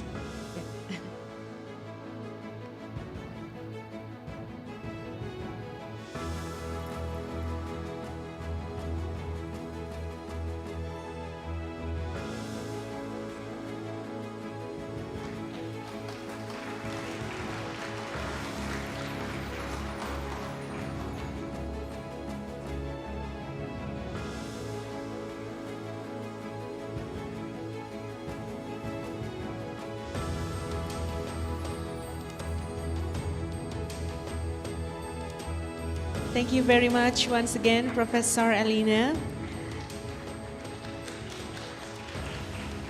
for the insights. Indeed, caring for the environment is not just an individual act, it's a powerful ethico-political action that shapes our collective destiny and preserves the beauty of our planet for generations to come.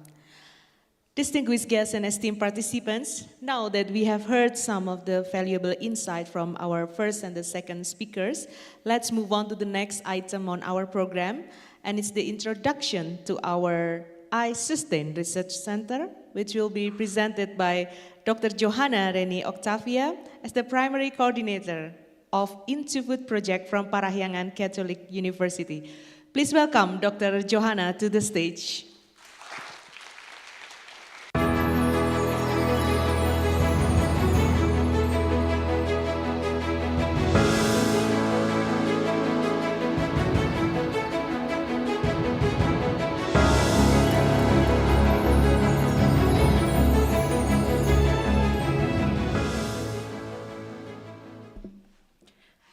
Selamat pagi, goedemorgen, goeiemorgen, goeiementa, if I get it correctly. Thank you for our distinguished guests, also student participants of student competition. It has been very inspiring to hear the first two keynotes from Lieven and from Elina, and now I'm a bit worried whether we can make it through doing interdisciplinary research through ICoHDES. But there's always a first time for everything, there's always a start for everything. So let me introduce in this particular occasion our Interdisciplinary Research Center, the first one tackling sustainability at Unpar, Universiteit Katolik Parahyangan. So there's always a story behind everything. So I would like to share the story of how ICoHDES is established. So first, it is a project. We got a project late 2020. It's an Erasmus project co-funded by the Erasmus Plus program of the European Union, which is a capacity building project Basically, in this project, we learn, we transfer knowledge, we exchange best practices between Indonesian partners and also European partners to build our capacity in doing something. Our project is called Into Food. So basically, these are the three aspects in our project. First, we are tackling food waste. The second one, interdisciplinary. And the third one is 21st century skills education. So at the moment, we are organizing a student competition under the scheme of Erasmus+, and also this conference. Well, this is a platform where we also try to encourage the students as well, and also the researchers, to practice their 21st century skills, and also tackling sustainability issues, particularly food waste, and also in an interdisciplinary way. So this project is formed by a consortium of 8 partners. We at Unpar we are the primary coordinator or the coordinating institution, and then we have 3 European partners. So we have Gent University from Belgium, we have Tampere University from Finland, and then we have Hotelschool The Hague from the Netherlands. Then we also have 4 other university, Indonesian university. We have Prasya Mulia, BINUS, Pembangunan Jaya, and also Machung University. So these are the objectives of Into Food. So the basic line is interdisciplinary. We are having these co-curricular activities, one last year with the summer school, and this year with the student competition. We have modernized about 30 courses over the 5 partner institutions in Indonesia through interdisciplinary courses. And what I was doing here is the research center. So one of the main objective of Into Food is to deliver or to establish an interdisciplinary research center. So this is how we envision it in the proposal. So this interdisciplinary research center is to facilitate collaborative interdisciplinary research, focusing on innovation to address societal challenges in Indonesia. Also, we expect that this interdisciplinary research center will become a pool of knowledge and expertise to tackle complex problems and also issues in the society, such as food waste problem. We also see this as a jointly founded interdisciplinary research center by the university involved in this project. So this is a sustainable platform for us to still collaborate, although we are coming to the near of this project. So this is where what we did through the process of establishing the Interdisciplinary Research Center. So first we went, as the Indonesian partner university or delegates, we went to Europe in June 2022, where we benchmarked the interdisciplinary research. So we went to The Hague, to Amsterdam, we went also to Tampere, we also went to Gent. As you can see here, there's Elina, Nina, Anna, there's also Lieven in the picture. I don't know if you can see Lieven. So this is what we also try to learn from the European partners, how they do interdisciplinary research. And we benchmark this, we deliver a benchmark report as a base for our knowledge. What are the best practices that we can learn from the European partners to make an interdisciplinary research center? Moving on, in May 2023, we invited the Indonesian partners to come to Unpar, where we did a workshop, basically, a research workshop discussing the interdisciplinary research. And here we invite the delegates from 5 partner institutions, and we talk more on the research roadmap, the values, the vision, mission of this Interdisciplinary Research Center.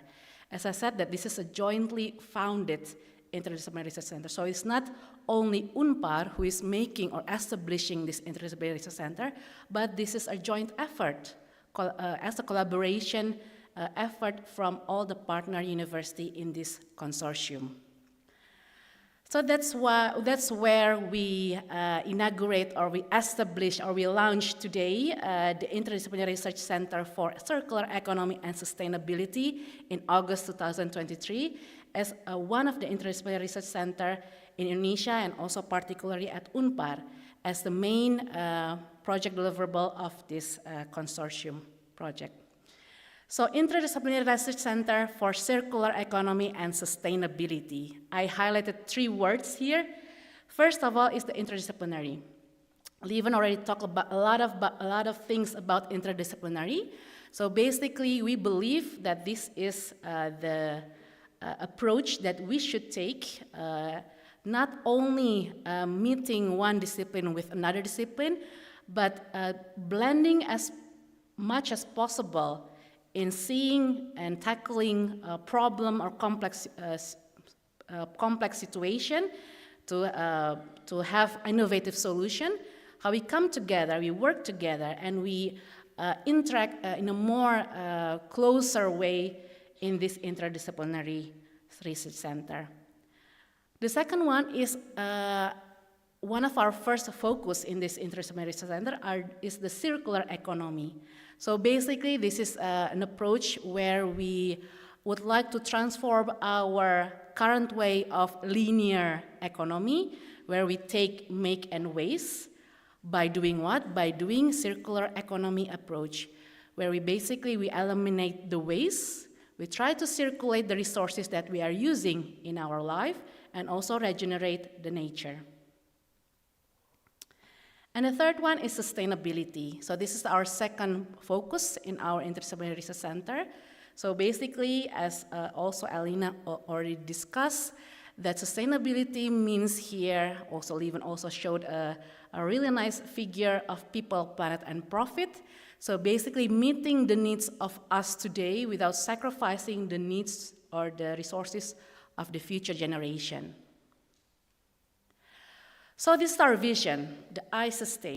Well, it doesn't really abbreviate it as beautifully as we would like, but we try to coin I-Sustain as our abbreviation for this Interdisciplinary Research Center. Our vision is to become a prominent interdisciplinary research center on circular economy and sustainability, delivering impactful contributions to society at large. We have 3 missions. First, that we would like to deliver cutting-edge sustainability and circular economy research. The second is provide impactful research for the community, so it doesn't stay on research papers and publication, but it brings impact to the society as well. The third one is deliver services to companies and government agencies. We have 3 values that we embed in our Interdisciplinary Research Center. I-Sustain. First is innovative. The second one is empowering. And the third one is collaborative. This is our research roadmap. Maybe this is a bit too detailed. If I would like to discuss it now, then we will have like 40 minutes of only discussing this. But as you can see, the goal is a sustainable human ecosystem. And as you can see, there's some roadmap to achieve these sustainable human ecosystems with some previous research and also future research that will be led by I-Sustain. And this research roadmap, we also adopt the pentahelix or quadruple helix approach, where academics, government, business, industry, society, and media comes together, and we work together collaboratively and also in an interdisciplinary way to realize or to achieve the research roadmap. So this is also how we see it, how interdisciplinary might work in I-Sustain. So to achieve sustainable human ecosystem, we can talk about sustainable food systems, where we include or involve chemical engineering as the leader, sustainable corporation, where management, business administration, accounting can lead this, sustainable urban system, where architecture and civil engineering can also take the main part of this road map as well.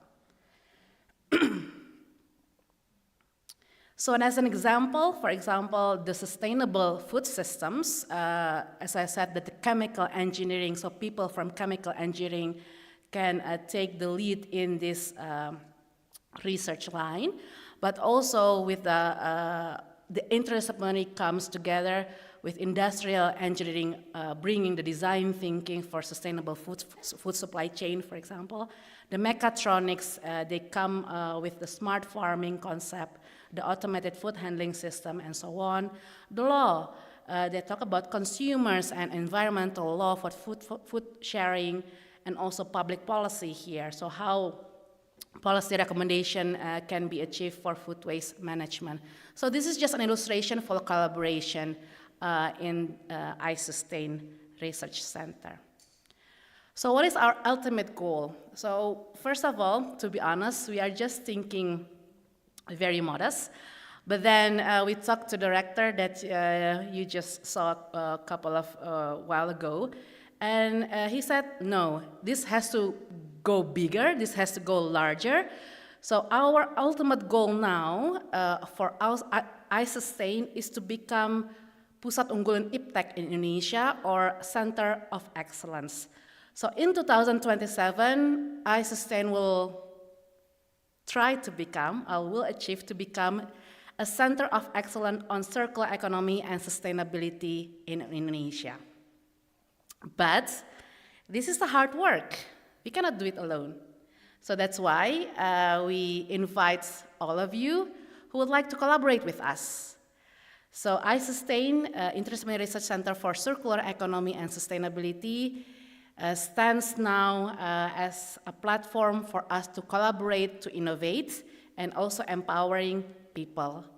Please contact us. We are at this campus, Parahyangan Catholic University, at Faculty of Industry and Technology, but we are co-locating with other researchers and other lecturers from other disciplines as well in our research center. So thank you very much for the support, especially from the consortium and also from Unpar with the support of the rector and the vice rector and also the other staff in the university. With this, I present to you ICoHDES as Interdisciplinary Research Center on Circular Economy and Sustainability. Thank you. Thank you very much, Dr. Johanna, for setting the stage for our next presentation, as we're going to discuss further about this ICoHDES as well. So distinguished guests and fellow participants, our upcoming session is a dynamic session led by our esteemed moderator. So without further ado, let's welcome Bapak Edi Yusuf, PhD, to the stage to guide us through this engaging conversation. And for this session, we also would like to invite Professor Dr. Lieven de Marez to the stage, Professor Elina Närvänen, and Ms. Anna de Visser Amundson, and Dr. Johanna Reni Octavia once again to come forward to the stage.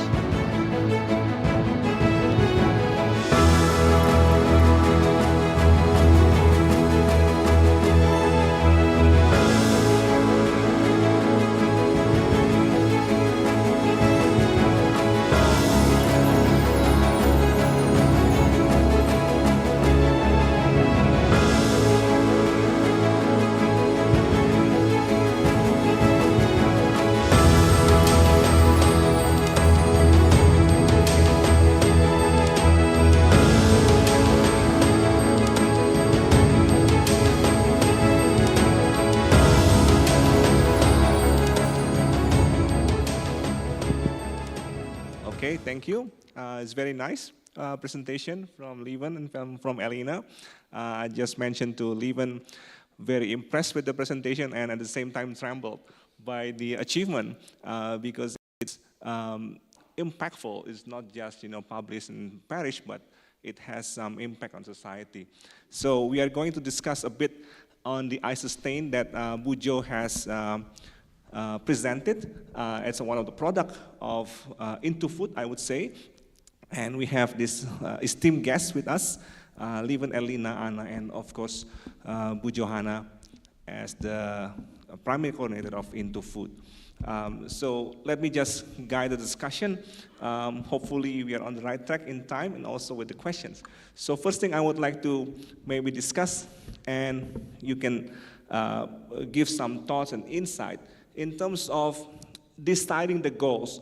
I remember from your presentation and also Elina's, empowering people for digital society, if I wrote down correctly, empowering people in digital society, and also Elina is Wastebusters, fighting waste, and doing this innovative approach in the care, how to use this feminist point of view in sustainable consumption. And how do you come about in that idea in the first place? I mean, it has come a long way. I think that's something that we can also learn in deciding or in determining the future direction of iSustain. Please, if you can, pick up the microphone and.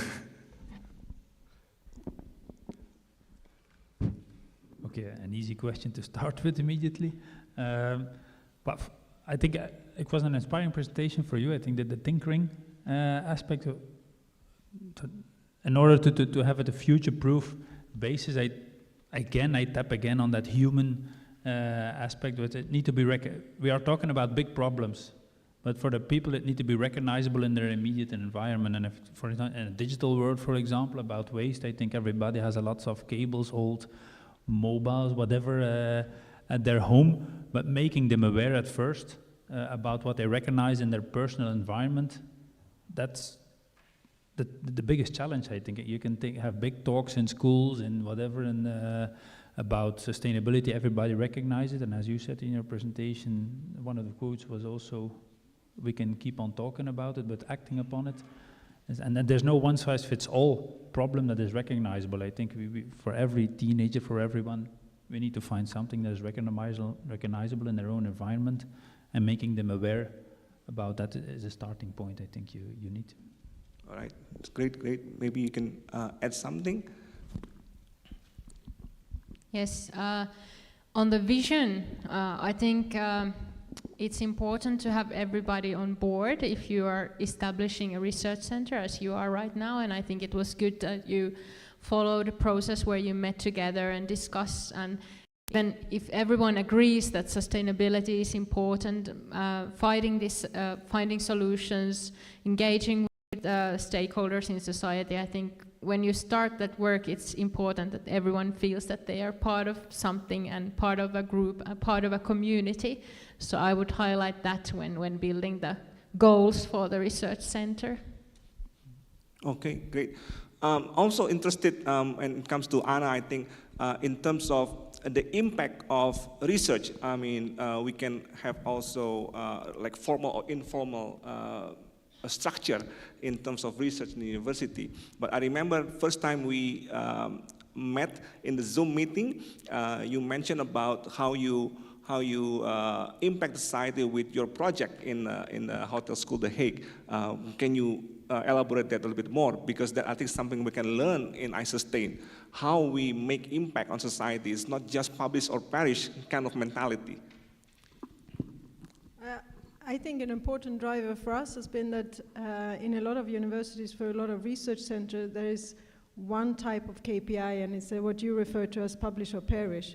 And I think that that's the one thing that gave us more drive and possibilities and opportunities to do other projects as well, because not every project started from the perspective of how can we publish this? Is it a publishable project? It started from how can we make a difference? And is this something that we connect with? Is this something that inspires us? And most importantly, is it something that really gives back to society? And if that question was yes, and does it allow us to connect with industry? Does it allow us to engage our students in our projects? And then many times that's also how the project started, and we ended up actually having some impact. And when we started writing it up, not in all cases, but in quite a few cases we've been able to publish it as well. So I think that is also giving that empowerment to the research center, of also thinking, from that perspective, how can we help a company, and coupling that it doesn't always have to start from a research perspective. I think that can really help to not only remain sort of writing paper focused, but also to start taking action. You know, that's important for us, that we sort of really take action. And I looked at Joost de Vos when Lieven said, yeah, start small, and we really believe in that. Also, it might not sound like the greatest idea that is going to change the world, but that I think, and what Connie also says, like one step at a time, I think we can have a big impact, especially if we look at all the institutions that have come here together today. Thank you. Great. You want to add? Yes, please. I recognize the publish or perish. I guess in all university contexts, it's the publication mantra is very important. And if I look back, we too long, we also may, in our group, we have different types of professors. We also have professors for which publications are the one and only metric that counts, while others have more, enjoy much more a small societal appreciation. But too long, we looked also only on the publication side, but I guess a good research advice might be to envision a kind of value chain of research, and I see three types. On one type, you have, at the basis of good research is fundamental research. You need frameworks to think on new concepts, and I guess to acquire that type of research, publications remain important. Also, for example, on European level, you have ERC projects and so forth. You need to be a good scholar on that level. A second, once you have insights you can use, then you can go to collaborative projects. Often they are smaller in time frame, 1-2 year projects with industry. And for that type of projects, it would be wrong to keep using publications as the impact factor. And there I think researchers shouldn't have the pressure to do and publications and collaborative impact with industry. It should be other KPIs. What it should be, I really don't. And then on the third level, then you have those small-sized projects which can only be measured on societal feedback. And there I think the best feedback is a user that really says, hey, this is of value for me, what has been produced. And I think once you have those quotes or those of users, I guess the rest follows. A politician that sees that one of his citizens says it is his one and only most important stakeholder, a citizen, and if he is satisfied. And I think we should differentiate in KPIs for different types of research. A research group that only does fundamental research cannot have impact. You need to cover the whole value chain, I think. Thank you. You have, no? Okay. Yeah, maybe I can add something. Sure. We have some experience of doing collaboration with NGOs, and often it is that through the NGOs you get also access to consumers, because consumers interact with NGOs, and from their experience sometimes it's their first contact to researchers, and they have this kind of kind of attitudes towards researchers, that researchers are somewhere in their ivory tower and they never come out and like that. But then they see that it's people like us, and you can like talk to them and express your concerns and what's going on in your life. So it might be one way of also kind of giving something, like changing the view on what research is all about in society, that it can be useful and it can be like close to what people are experiencing in their daily lives. Great. Actually, it comes to my next question. When you mentioned about that, it came to mind. How can we really decide which relevant stakeholders that we should include? Like you said, politicians are interested, to be upfront and say, this is my project. They do basically nothing. So maybe I can start with Wujo. In the context of ISustain, we have different stakeholders, from the academics, the government, the politicians, the community, and how do we get them involved, and which portion should we put them in ISustain?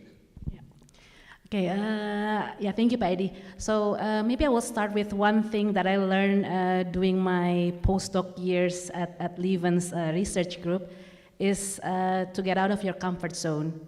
And it's not only publish or perish, demo or die, but also collaborate or crumble. So either the option is to collaborate, or you take the way of crumbling yourself into a pile of paper publications.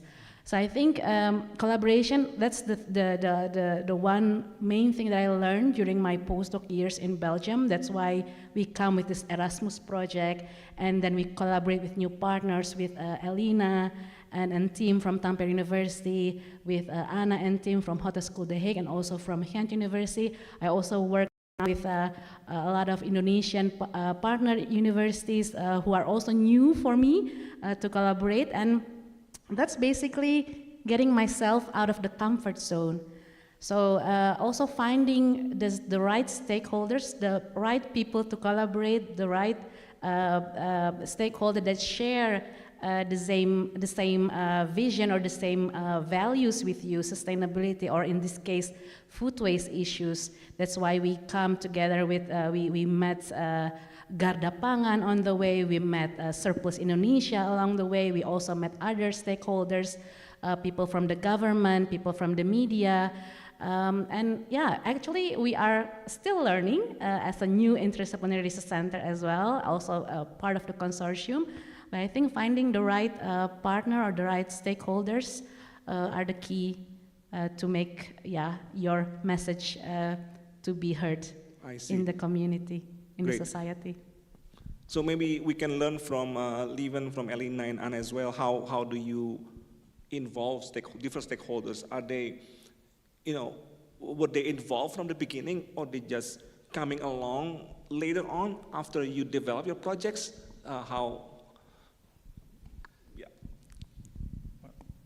I think if I can speak for Hotelschool The Hague, it really depends on the project. Sometimes we are approached, somebody's having a problem, and then we see how we can contribute with our expertise, but also with our students, and we work together. Sometimes we have ideas, not sure how good they are or not, but then we seek partners. And I think it's important to also keep in mind that when you seek partners actively yourself to collaborate, it's also about finding, it's really the human factor. I think finding that click, so it's not always the one that looks the best and the most prestigious on paper. It's also about finding that human connection and feeling like how can we complement each other. Finding those synergies has been so important, and really understanding and allowing that other party to have that freedom to embrace what they're good at, and getting the trust back in, okay, so this is what we're doing, and finding that path forward has been sort of very incremental for us in setting up, but also particularly in executing in different projects. Thank you. Thank you. I agree with you that the synergies you mentioned, but for me, those synergies, they boil down to interpersonal connections between people. It's not necessarily for a personal, that type of policy or industry is the partner you need. You just need persons with which you get along. And on the one hand, in my experience, the diversity of projects we acquire, they come with the projects, but to be honest, I think it requires a lot of time getting them to know all these meetings, which often are endless, those meetings, but maybe only but 10% of those partners, I came across partners which I really felt, hey, they really are engaged, they really want to do something, just more than acquire funding. And it's with those persons you go for. These are the partners that come with the projects. But on the other hand, and I can only speak from my experience, as a group that it attaches a lot of attention to that human factor. What we did, and for me and the best asset was a monitor. We have a DigiMate. We work on a digital, and what we try to do, what everybody is interested in, is how is the human factor evolving in being digital. What we do since more than 15 years now, we have this big survey we issue once a year, which is representative for the whole country, in which we measure the adoption towards of technology, the use of technology, the attitudes towards technological aspects. And in those 15 years, it has become the reference in Flanders if you want to know something. So the media gives a lot of attention each year. Because of that attention, our group is asked to give lectures, and then you come across a lot of partners, a lot of questions, and then you become a kind of reference partner within industry. And now we are actually, since 2 years, working on a sustainability monitor as well with Peter Conradi. As you know, we also try to make that, we go deeper than market research. We can combine it with fundamental research, which gives us a higher credibility to give answers. We are independent, and that if I would be involved here, I would try to start with such a monitor, feeling the pulse of society. How is Indonesian people, what is their attitude towards circular economy, towards sustainability, what are the habits they now adopt, what is the awareness, and if you do that on a yearly basis, you become a reference in terms of monitoring and inspecting, become more than traditional market research, and that gives you a kind of buy-in and all those type of partners. But yeah, it requires a lot of time to give presentation after presentation and team up with and find people with which you connect. Yeah, I agree. I would have said that you require, it requires persistence at the beginning, that you really need to be active yourself. But then when you start building up your reputation as a research group or as a research center, then finally it will turn the other way around, that your reputation will be kind of doing the work for you. So then the stakeholders will contact you. But of course, at first you need to do the work to build up that reputation. And that was a good idea, I think, to have like a yearly monitor that you publish, and then the media will follow that, and then you will get contacts. Great. So I guess one of the things you probably have gone through for so many years, we would like to know, as a new center just inaugurated today, what are the pain points throughout your career in running centers or running interdisciplinary research? What are those pain points that we need to learn, and how you manage it so far?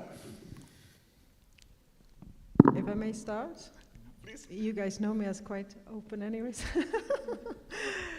No, I think as nice as it is to create those synergies, what I talked about, that you have a partner who is really good at something and we're good at something else, that also sometimes means that we have diverting goals.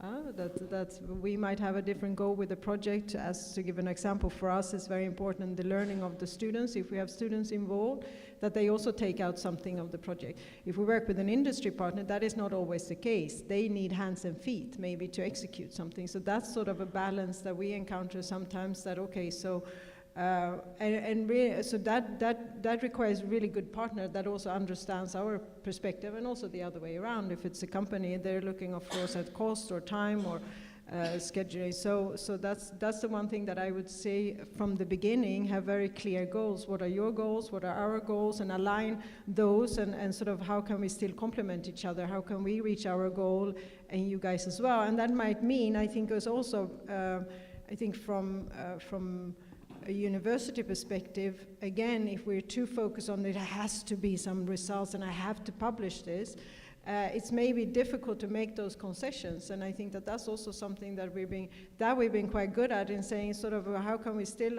apply academic rigor, how can we still make, if we run field studies in our restaurants, publishable, yet allowing our partners to run the restaurant in a way where it's still commercially feasible for them. So that's I think from the beginning really look at what everybody's goals are and aligning those. Yeah, because there can be friction otherwise. Yeah, thanks. Sure. Maybe Elina. Yeah, I would say celebrate the successes even when they are very small at the beginning.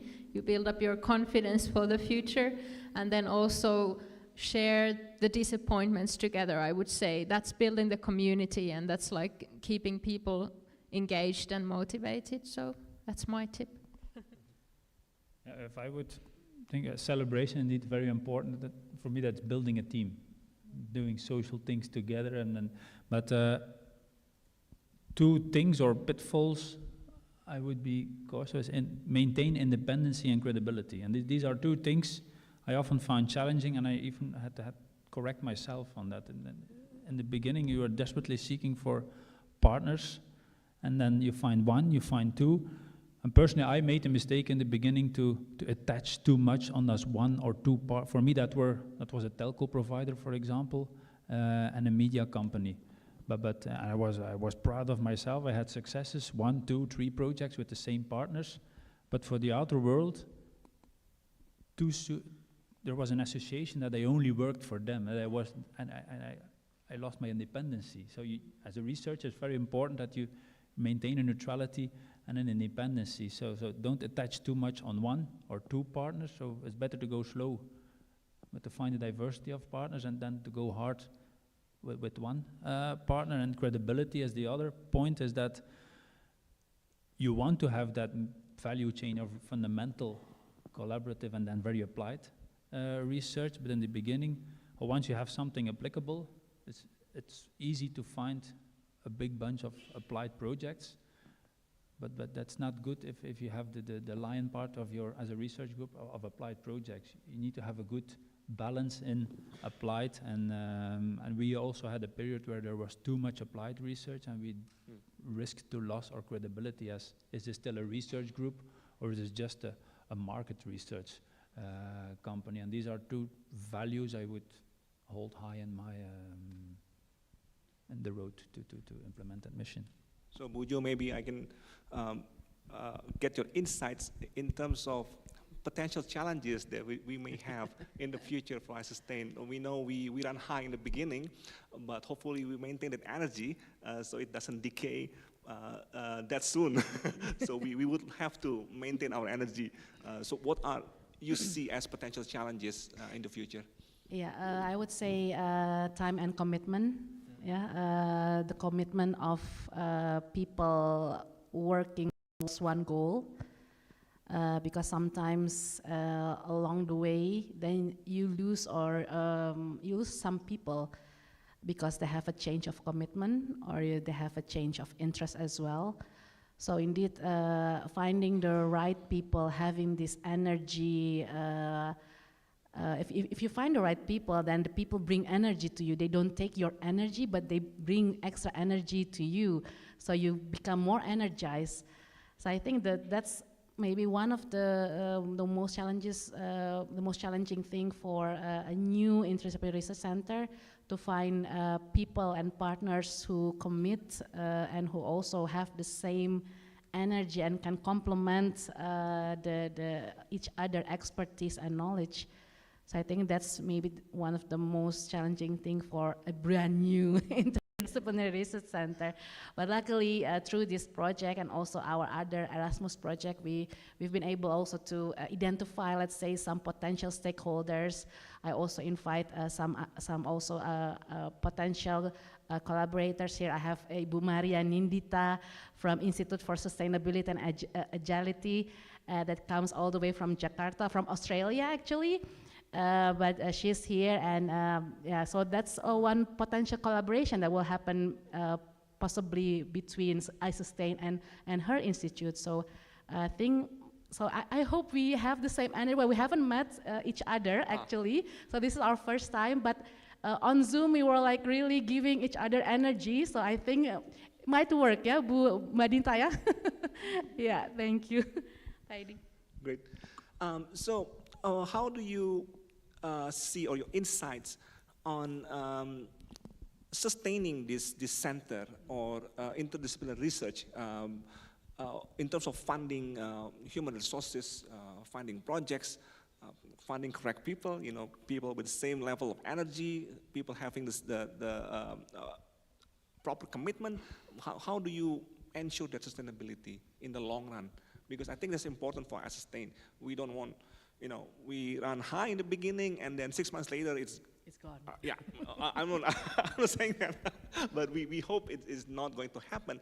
But I think sustainability is very important. What are your insights or tips for us in the future? If I interpret your question correctly, it's how the sustainability of a research, actually those research groups have a business model. Our business is publications, PhDs, and in a university that probably all universities have the same mission, having academic impact but also societal impact. But in the end it all boils down to having the budgets, the funds to keep persons. You can have one PhD, they build up knowledge, but then they go away. How do you build that up? And you need to have a critical mass. And with groups, I guess it's not difficult with 4 or 5 people to have good people aboard, and they're also teaming up with other teams, smaller teams, and making a bigger team can help to keep the best postdocs and so forth. But one thing I always keep in mind is that the university also has a mission, and that's having societal impact, but that's on paper. Our university doesn't have money to let us do societal projects. But if we have little projects such as Hello Jenny, in which the societal stakeholders are on stage, and thanks to a collaboration with the University of Gent, we did this and that. Then you see that university helps to find funding.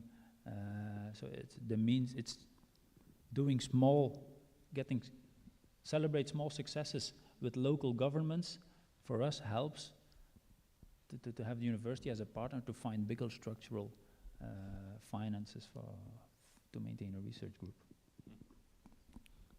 You want Yeah, to maybe add? I can just add that based on what Johanna was presenting, I think the scope of the center is really good in terms of like, you won't be running out of good sustainability related problems to try to solve. I mean, it's, that's a good thing, and it's very topical today, so I think it's a good starting point, but of course it all boils down to money, I guess, for everyone, but it's a good start anyway.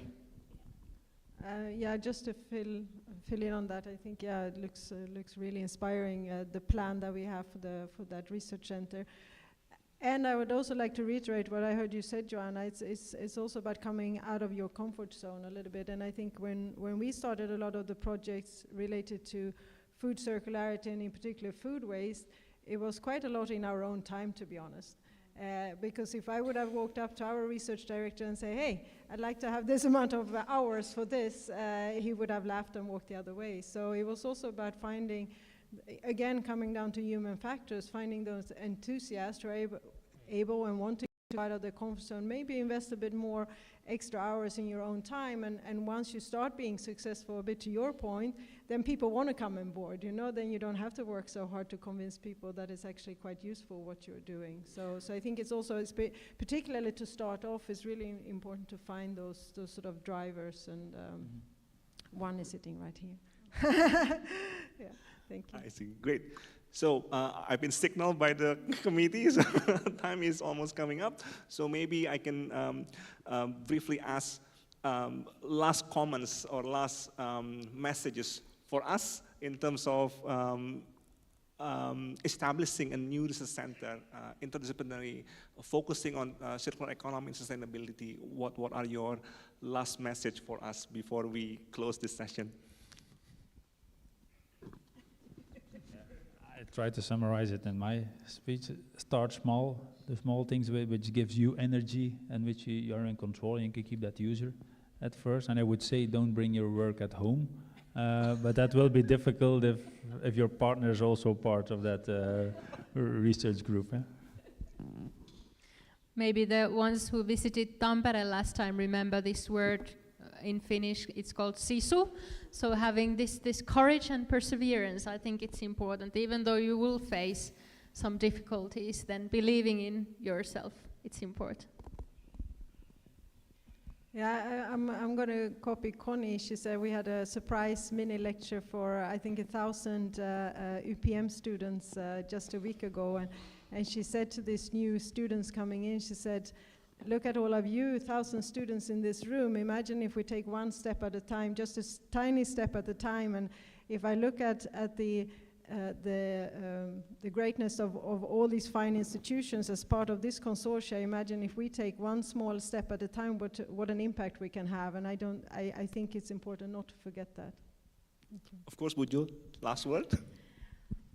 Well, let me take this opportunity to thank the collaboration so far in the consortium. So personally and also as a consortium, we learn a lot from the European partners from Gent, from Tampere, and from Hotelschool The Hague about interdisciplinary research, about curriculum, interdisciplinary curriculum, also the co-curricular activities. So, and I hope that the collaboration, because we are getting near to the end of the project, so I hope that the collaboration doesn't finish here, but we still continue in this collaboration because we are basically all, let's say almost all people in the room here are here today because we care and concerned about sustainability. That's why we are here. So with that same interests and also the same energy, yeah, Anna, Elina, and Lieven, we all have more or less the same energy. So I think we can still work together, and also with my Indonesian partner university as well, Pak Edi, You're from Pembangunan Jaya, so we can still collaborate under iSustain and also in other projects as well. So yeah, thank you. Thank you. So let's jumpstart iSustain. Thank you for Lieven, Elina, and Anna, and of course Bujo. We'll give a round of applause for the speakers. Thank you.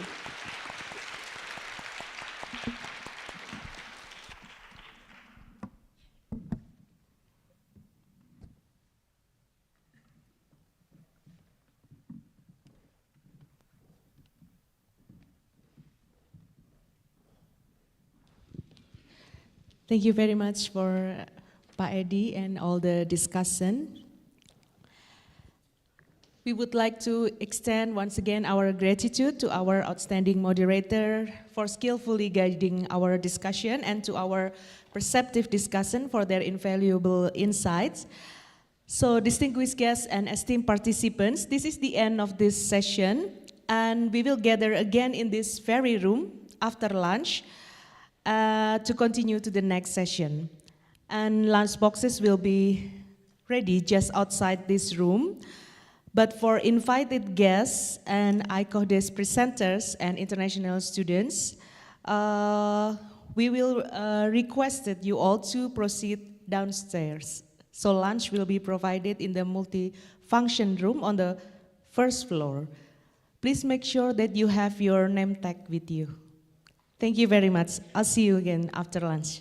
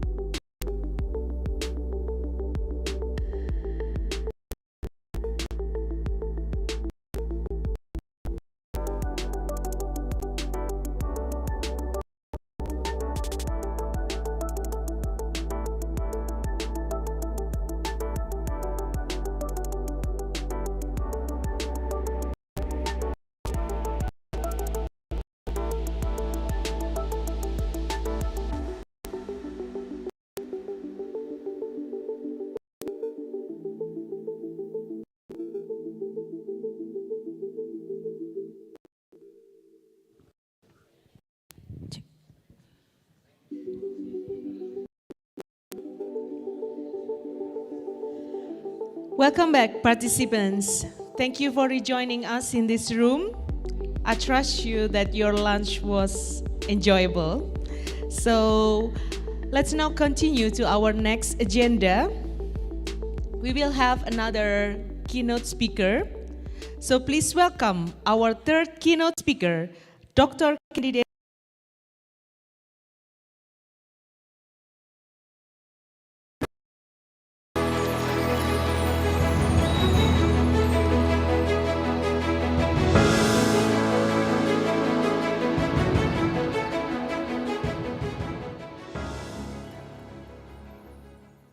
Thank you. Good afternoon, everyone. When I worked in hotels, this is the shift where we call the graveyard shift.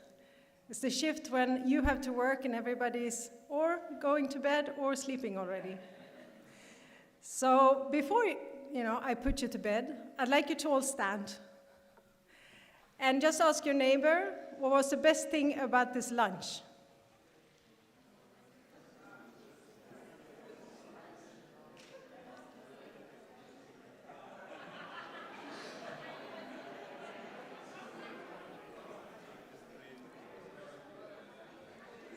Thank you, guys, for sharing. You can go back to bed now.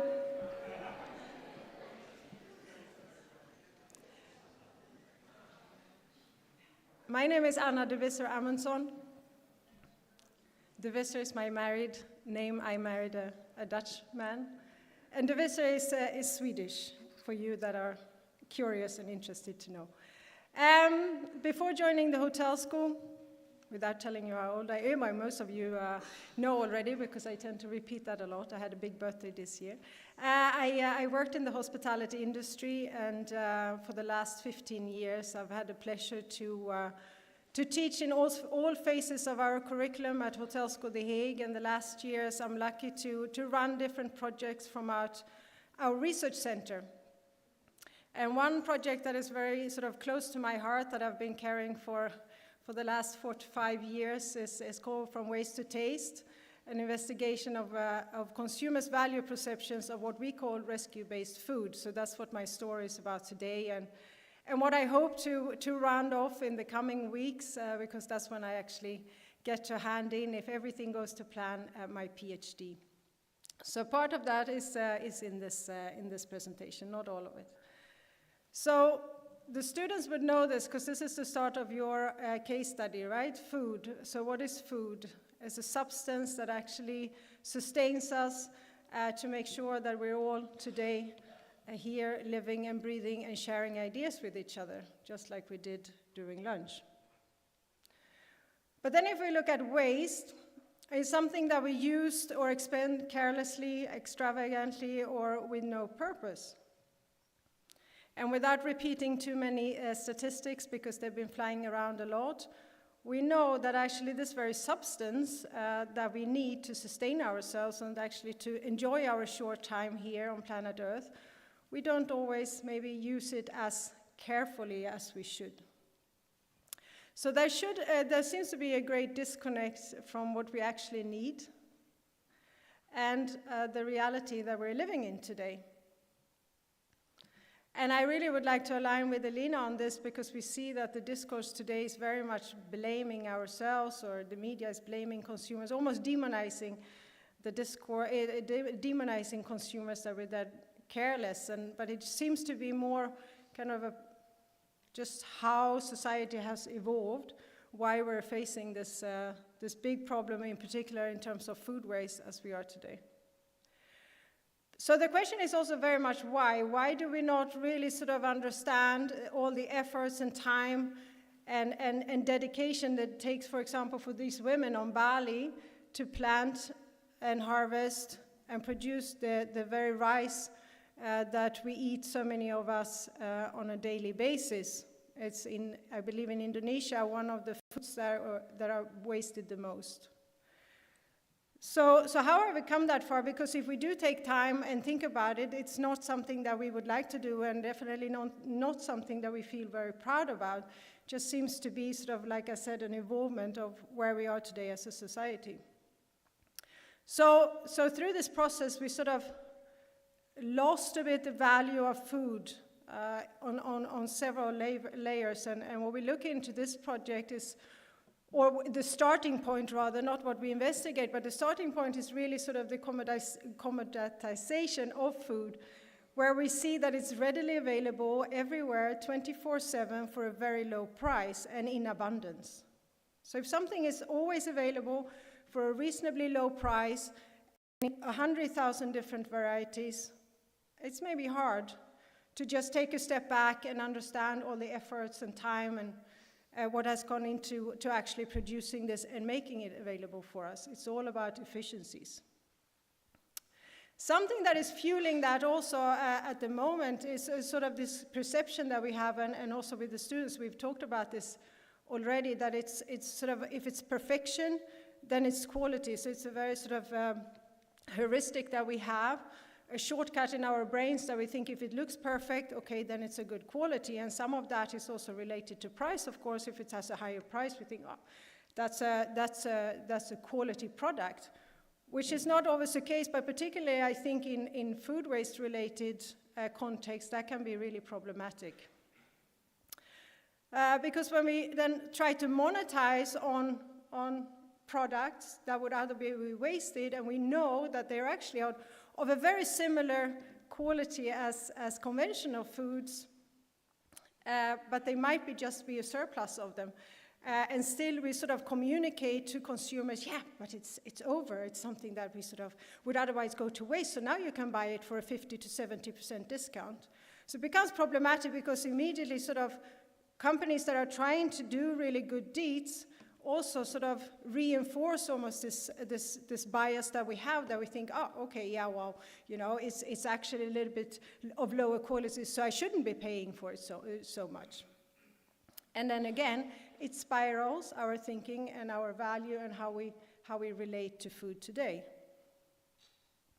So one example, when Jos, and he can tell you more about this also, when we started this project back in 2016, we didn't see any misfits or any imperfect produce in any supermarket. So this is so I don't want to crack down on this is not a good development. What I'm trying to say here is that where we see a lot of initiatives of misfits, so these are fruit and vegetables that would otherwise be wasted simply because they are aesthetically imperfect. You know, they might have a different shape or form, but normally the quality is at least as good as the conventional fruit and veg. The problem that we're facing, that I think, is that when they do come into these to supermarkets, is indeed what I say, it's really reinforced that, okay, yes, we've done this heroic deed, but now you can buy it for 50% of the price. So again, are we really sort of going to then contemplate on what is the true value of this food actually? Because to harvest these type of products, it's even more expensive than regular produce. Why? Because the chain of logistics is just more complicated, because we don't know when we're going to have surplus fruit and veg, right? And if you have cucumbers that are bent, they don't fit so perfectly into a box like the straight ones. So when you go out and rescue these, and then if you're going to have to sell it for an extremely discounted price, then the efforts to do so and the willingness, and for also what Lieven talked about, the economic model behind it, many times it doesn't make sense, and it doesn't provide a foundation to build a viable business model. So as much as we love these technological developments, and like I said, I'm not here to crack down on it, I just want to make particularly the students aware of this, that this might be a solution today, that you can pick up all these surplus foods at different supermarkets or restaurants or cafes, which is good because otherwise it would be wasted. But the bigger problem here, I feel, is sort of we're losing that value of the food, because 4 hours before now, that muffin was still worth €2.50, and now because we're approaching closing time, that muffin is going to be sold for 50 cents or maybe 99 cents. As a consumer, we sometimes think, yes, I scored another really good deal, but again, it doesn't change how we relate and perceive value. So, sorry, wrong button. So what we've seen over the last years is that there are many really great initiatives to rescue food, and we see it particularly in different types of snacks, from crisps to crackers to granola, but it remains extremely difficult to monetize on these great initiatives, which is really sad. And I think we see this in so many different countries. They come on the market, these social entrepreneurs, full of energy, full of engagement, and a lot of consumers really like what they're doing, but it just seems to be able to really sustain it as it looks today. This was an example that I found, which I thought was nice. So it's coming also really here to Indonesia, where you see a big beer brand in this country, where they're sort of taking the spent wheat and making different types of snacks into it. And we see it from our partner universities as well. Diana, you here, rescuing tempeh and making soya sauce out of it. I know Rika, our colleague at UPM, she's looking at, from chicken bones, making a cream soup that is rich in calcium and really good for elderly. So there are a lot of these initiatives. The question is, how do we bring it to the market in a way where they can build viable business models? So, and a lot of it is, of course, driven from these social entrepreneurs, but we've also seen big brands. So Unilever, they took out this ketchup brand a while ago, which was from red and green tomatoes that are what we waste, is also off the market. So yeah, as great as it is, and we see a lot of developments, but there is also a lot to do still. So what is rescue-based food? We define it as food that is fully or partly made out of these ingredients that would otherwise be wasted just because they're just simply not pretty enough, or they've been produced in surplus and there is insufficient demand to sell them on time. So we wanted to look into this and see from, okay, so is there a smart way of actually marketing this type of food? Can we still tell the product story without sort of turning people away? So that's one of the projects that is included in the PhD. And some of the core questions that we asked, or research questions, is can companies actually benefit from marketing rescue-based food while avoiding these perceptions of low quality that I just talked about? And how to convey the rescue-based food story? Do you need to convey it? That was a question where we started. And I think the problem is if you don't do that, you end up here. Hard to stand out, basically.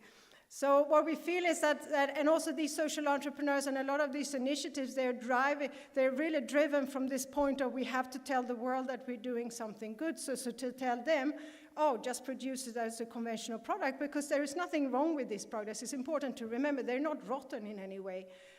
So you don't legally, in most countries, you don't have to say anything about it. So it's the marketeer's choice to do so. And doing so can be really important for that product positioning, because if you don't want to tell the story, you can do so. But again, then you have to have something else, or you have to be as good or better than somebody else, right? Very basic marketing rules, or you have to be cheaper.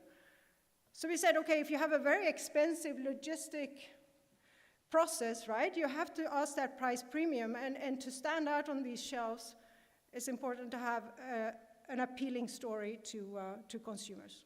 A scent of happiness sweeping in fills the air. It's the smell of a blueberry pie. It's the wind through your hair. It makes the ice melt in spring. It's in that melody the birds sing. Ain't it perfect?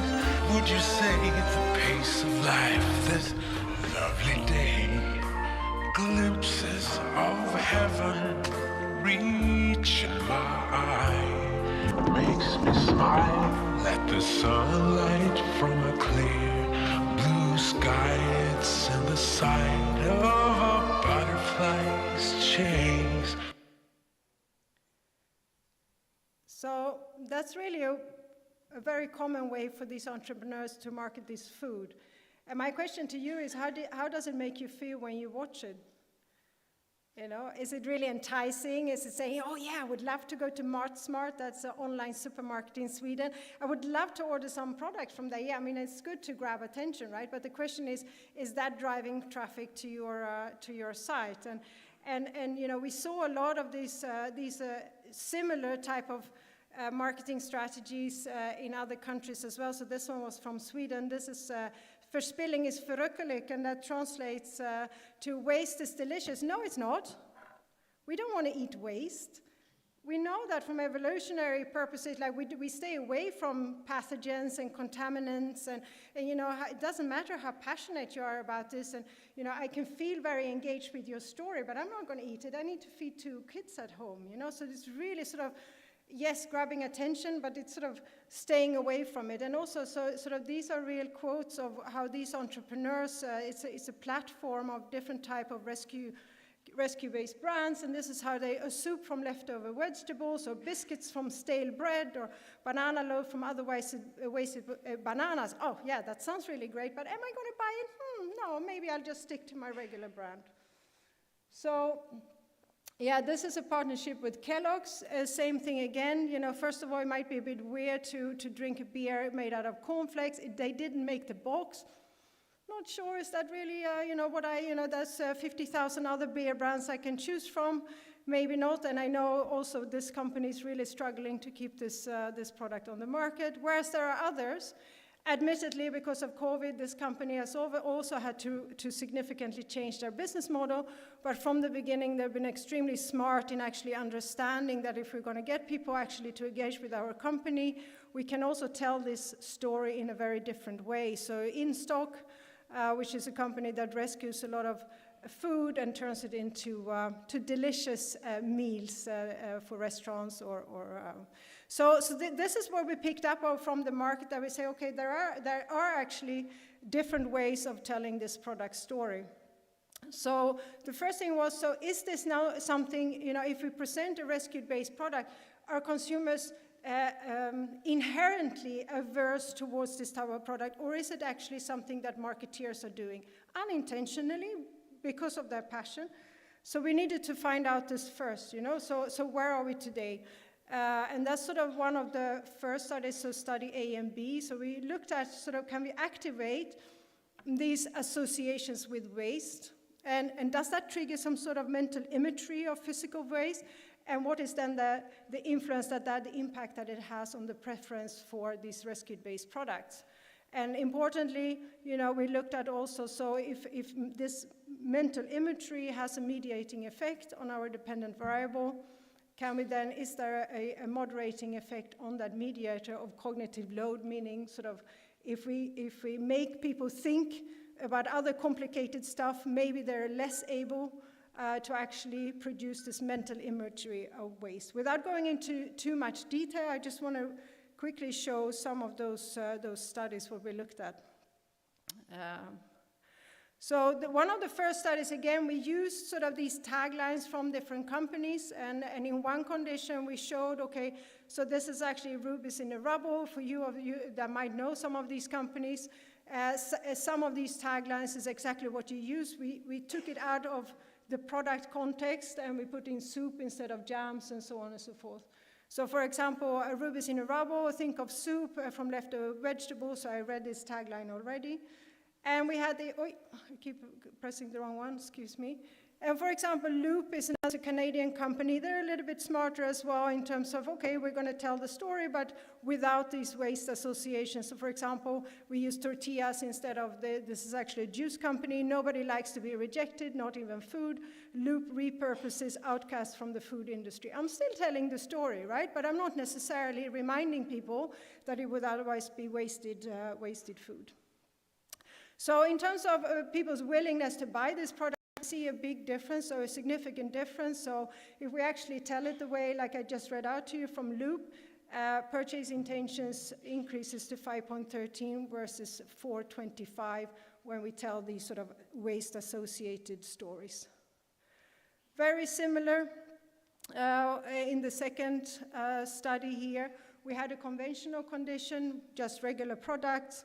We had one where we said, okay, these are products, you know, we are repurposing them, we're helping the farmers, actually other people are insecure, so very low association condition, and then a high waste association, which is sort of, oh, we're reducing the landfills and buy this product now because it's so great for the environment, and we're finding very similar results, and this is where we want to get to if we look at value of food, where you see the black bar and the white bar, there is no significant difference. So this is where we see in terms of purchase intention in this study that actually if we tell the story, but without waste association, people are as willing, at least in the study and what we replicate also, to buy this type of food when we compare it to conventional food. Thank you, 10 minutes.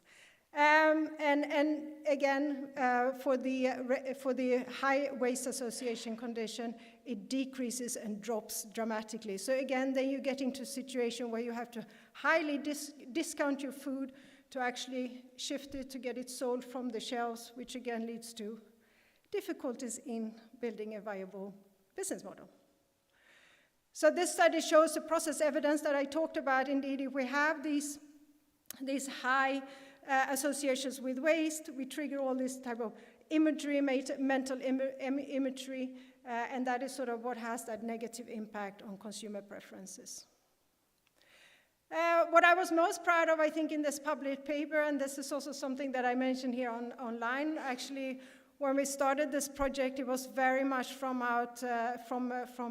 driven from wanting to do something more than just teaching and from your own perspective, and I'm very lucky to work with the best colleagues.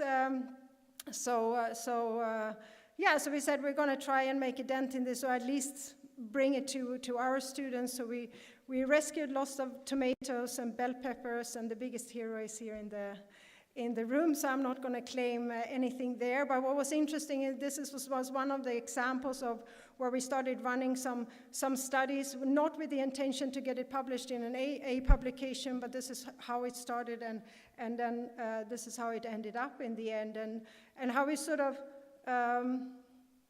showed that this is sort of okay. We find some interesting results in a very controlled lab environment, but we also found sort of we supported that with the with testing in the field, where we had this rescued soup, as we called it. And in one condition, you can imagine that we told our guests in the restaurant, buy this soup now because it's good for the farmers. Other people are food insecure. That was one condition. The other condition was indeed where we said, buy this soup now because it's really good for the environment and waste reduction and all of that. And we said also in one condition, we said, okay, so the social benefits, then you're helping the farmers, and we had one condition where we had that with green balls, and one condition where we had it with white balls, and then same for the environmental condition. And what we found, we thought was quite interesting, and this is sort of what is support our line of thinking, is that when you have these social reports, so think back of the Loop company that I talked about, in stock that I talk about, it doesn't matter, then, you know, if you have one environmental cue, such as a green ball, it doesn't matter. You see that those are the bars on the social appeals here, it's no difference at all. Whereas if we have an environmental appeal, and on top of that, which is, you know, when we are driven from a sort of a really pro-social perspective, we're like, and you say environment, and here is a green ball, it's just too much for consumers. So we see that the likelihood when we do that actually drops quite dramatically if we present the green balls versus the white balls. So that was also from the field. And so first of all, kind of answering the question, so is this, and I think this is good news, right? So these waste associations, is it something that marketeers unintentionally actually trigger? The answer is yes. So there is not, we don't find that people have a stance that they don't really want to eat this food at all. We actually want to behave in pro-social ways. So can they benefit from it? I think that's also what we've shown throughout these studies quite clearly. And so what? Of course, coming back to sort of the practical relevance, what do we really care about it? And indeed, it's really sort of, I think, helping to move from being a very bland product offering, very competitive. If you don't want to go down the discounted route, which I think, you know, from a value perspective, also from a broader perspective, that we need to value food more in order to waste it less. I think that's a promising avenue to take in terms of telling the story and being able to position it in a way where it stands out in the crowd. So yeah, so that's sort of a little bit the conclusion. I have some more studies to support this as well, but wanted to be conscious of time. Here I get another clue, 5 minutes, okay. Some people that know me, they know I can continue to this evening, but you don't want that because you're probably sleeping already. So restoring the value of rescue-based food, I think moving forward as we move from a very linear economy was mentioned already to more of a circular economy where we don't have any waste, we don't view it as waste, we actually use it as a resource for something else. These are important parameters and strategies to think about, especially not to just because we need to sell it to lower the price in order to be able to do so, but find other drivers to build value perceptions and more viable business models. Thank you. I just have to say, this was really good practice for my PhD defense. So now it's up to you to ask really difficult questions. Thank you. Thank you so much, Ms. Anna. We would kindly ask you to remain on the stage as we are going to deliver our token of appreciation by Dr. Johanna. Would you mind to come on the stage?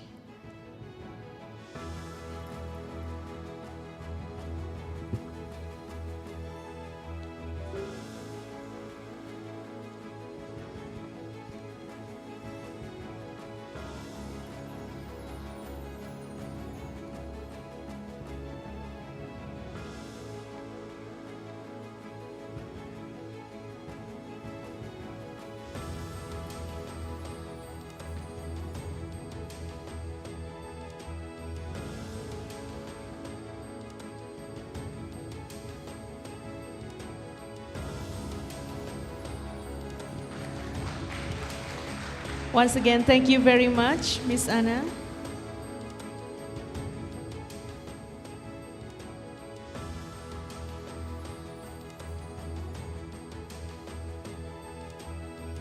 Thank you very much. You may now be seated again.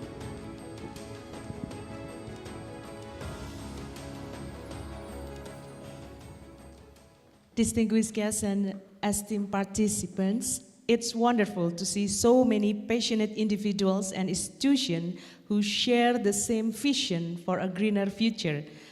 So as we conclude our main room session this afternoon, I invite you all to transition to the parallel sessions taking place in various rooms. The first and second parallel sessions will be held in lecture theater in the 9th floor, room number 1 and 2. And we also have separate online session. It's located in the 12th floor, room number 2. And the room is located here in the South Tower. So you may use the elevator A and B, not the C and D, but A and B, because the C and D will lead you to another tower. So for those seeking a refreshing break or coffee, refreshment await you on the 9th floor. Yeah? And at the end of the session, don't miss our highly anticipated conference dinner, hosted in the multi-function room in the 1st floor, the same with our lunch locations, offering an evening of networking and delightful cuisines. And as we come to the end of our program, I would like to once again express my gratitude, our gratitude for your valuable contribution to this event. Through this project, our goal is to develop and promote innovative solutions that will help reduce our ecological footprint and preserve our planet for future generations. We believe that today's event has inspired and motivated us all to work together towards a brighter and greener future. We will still have another session for tomorrow for the 4th and 5th keynote speakers, and later on in the afternoon, for those who wish to join the field visit, we're going together after lunch break. But it has been a pleasure serving as your MC for today, and I hope that you found it informative, inspiring, and engaging. Looking forward to see you again this evening. Thank you very much.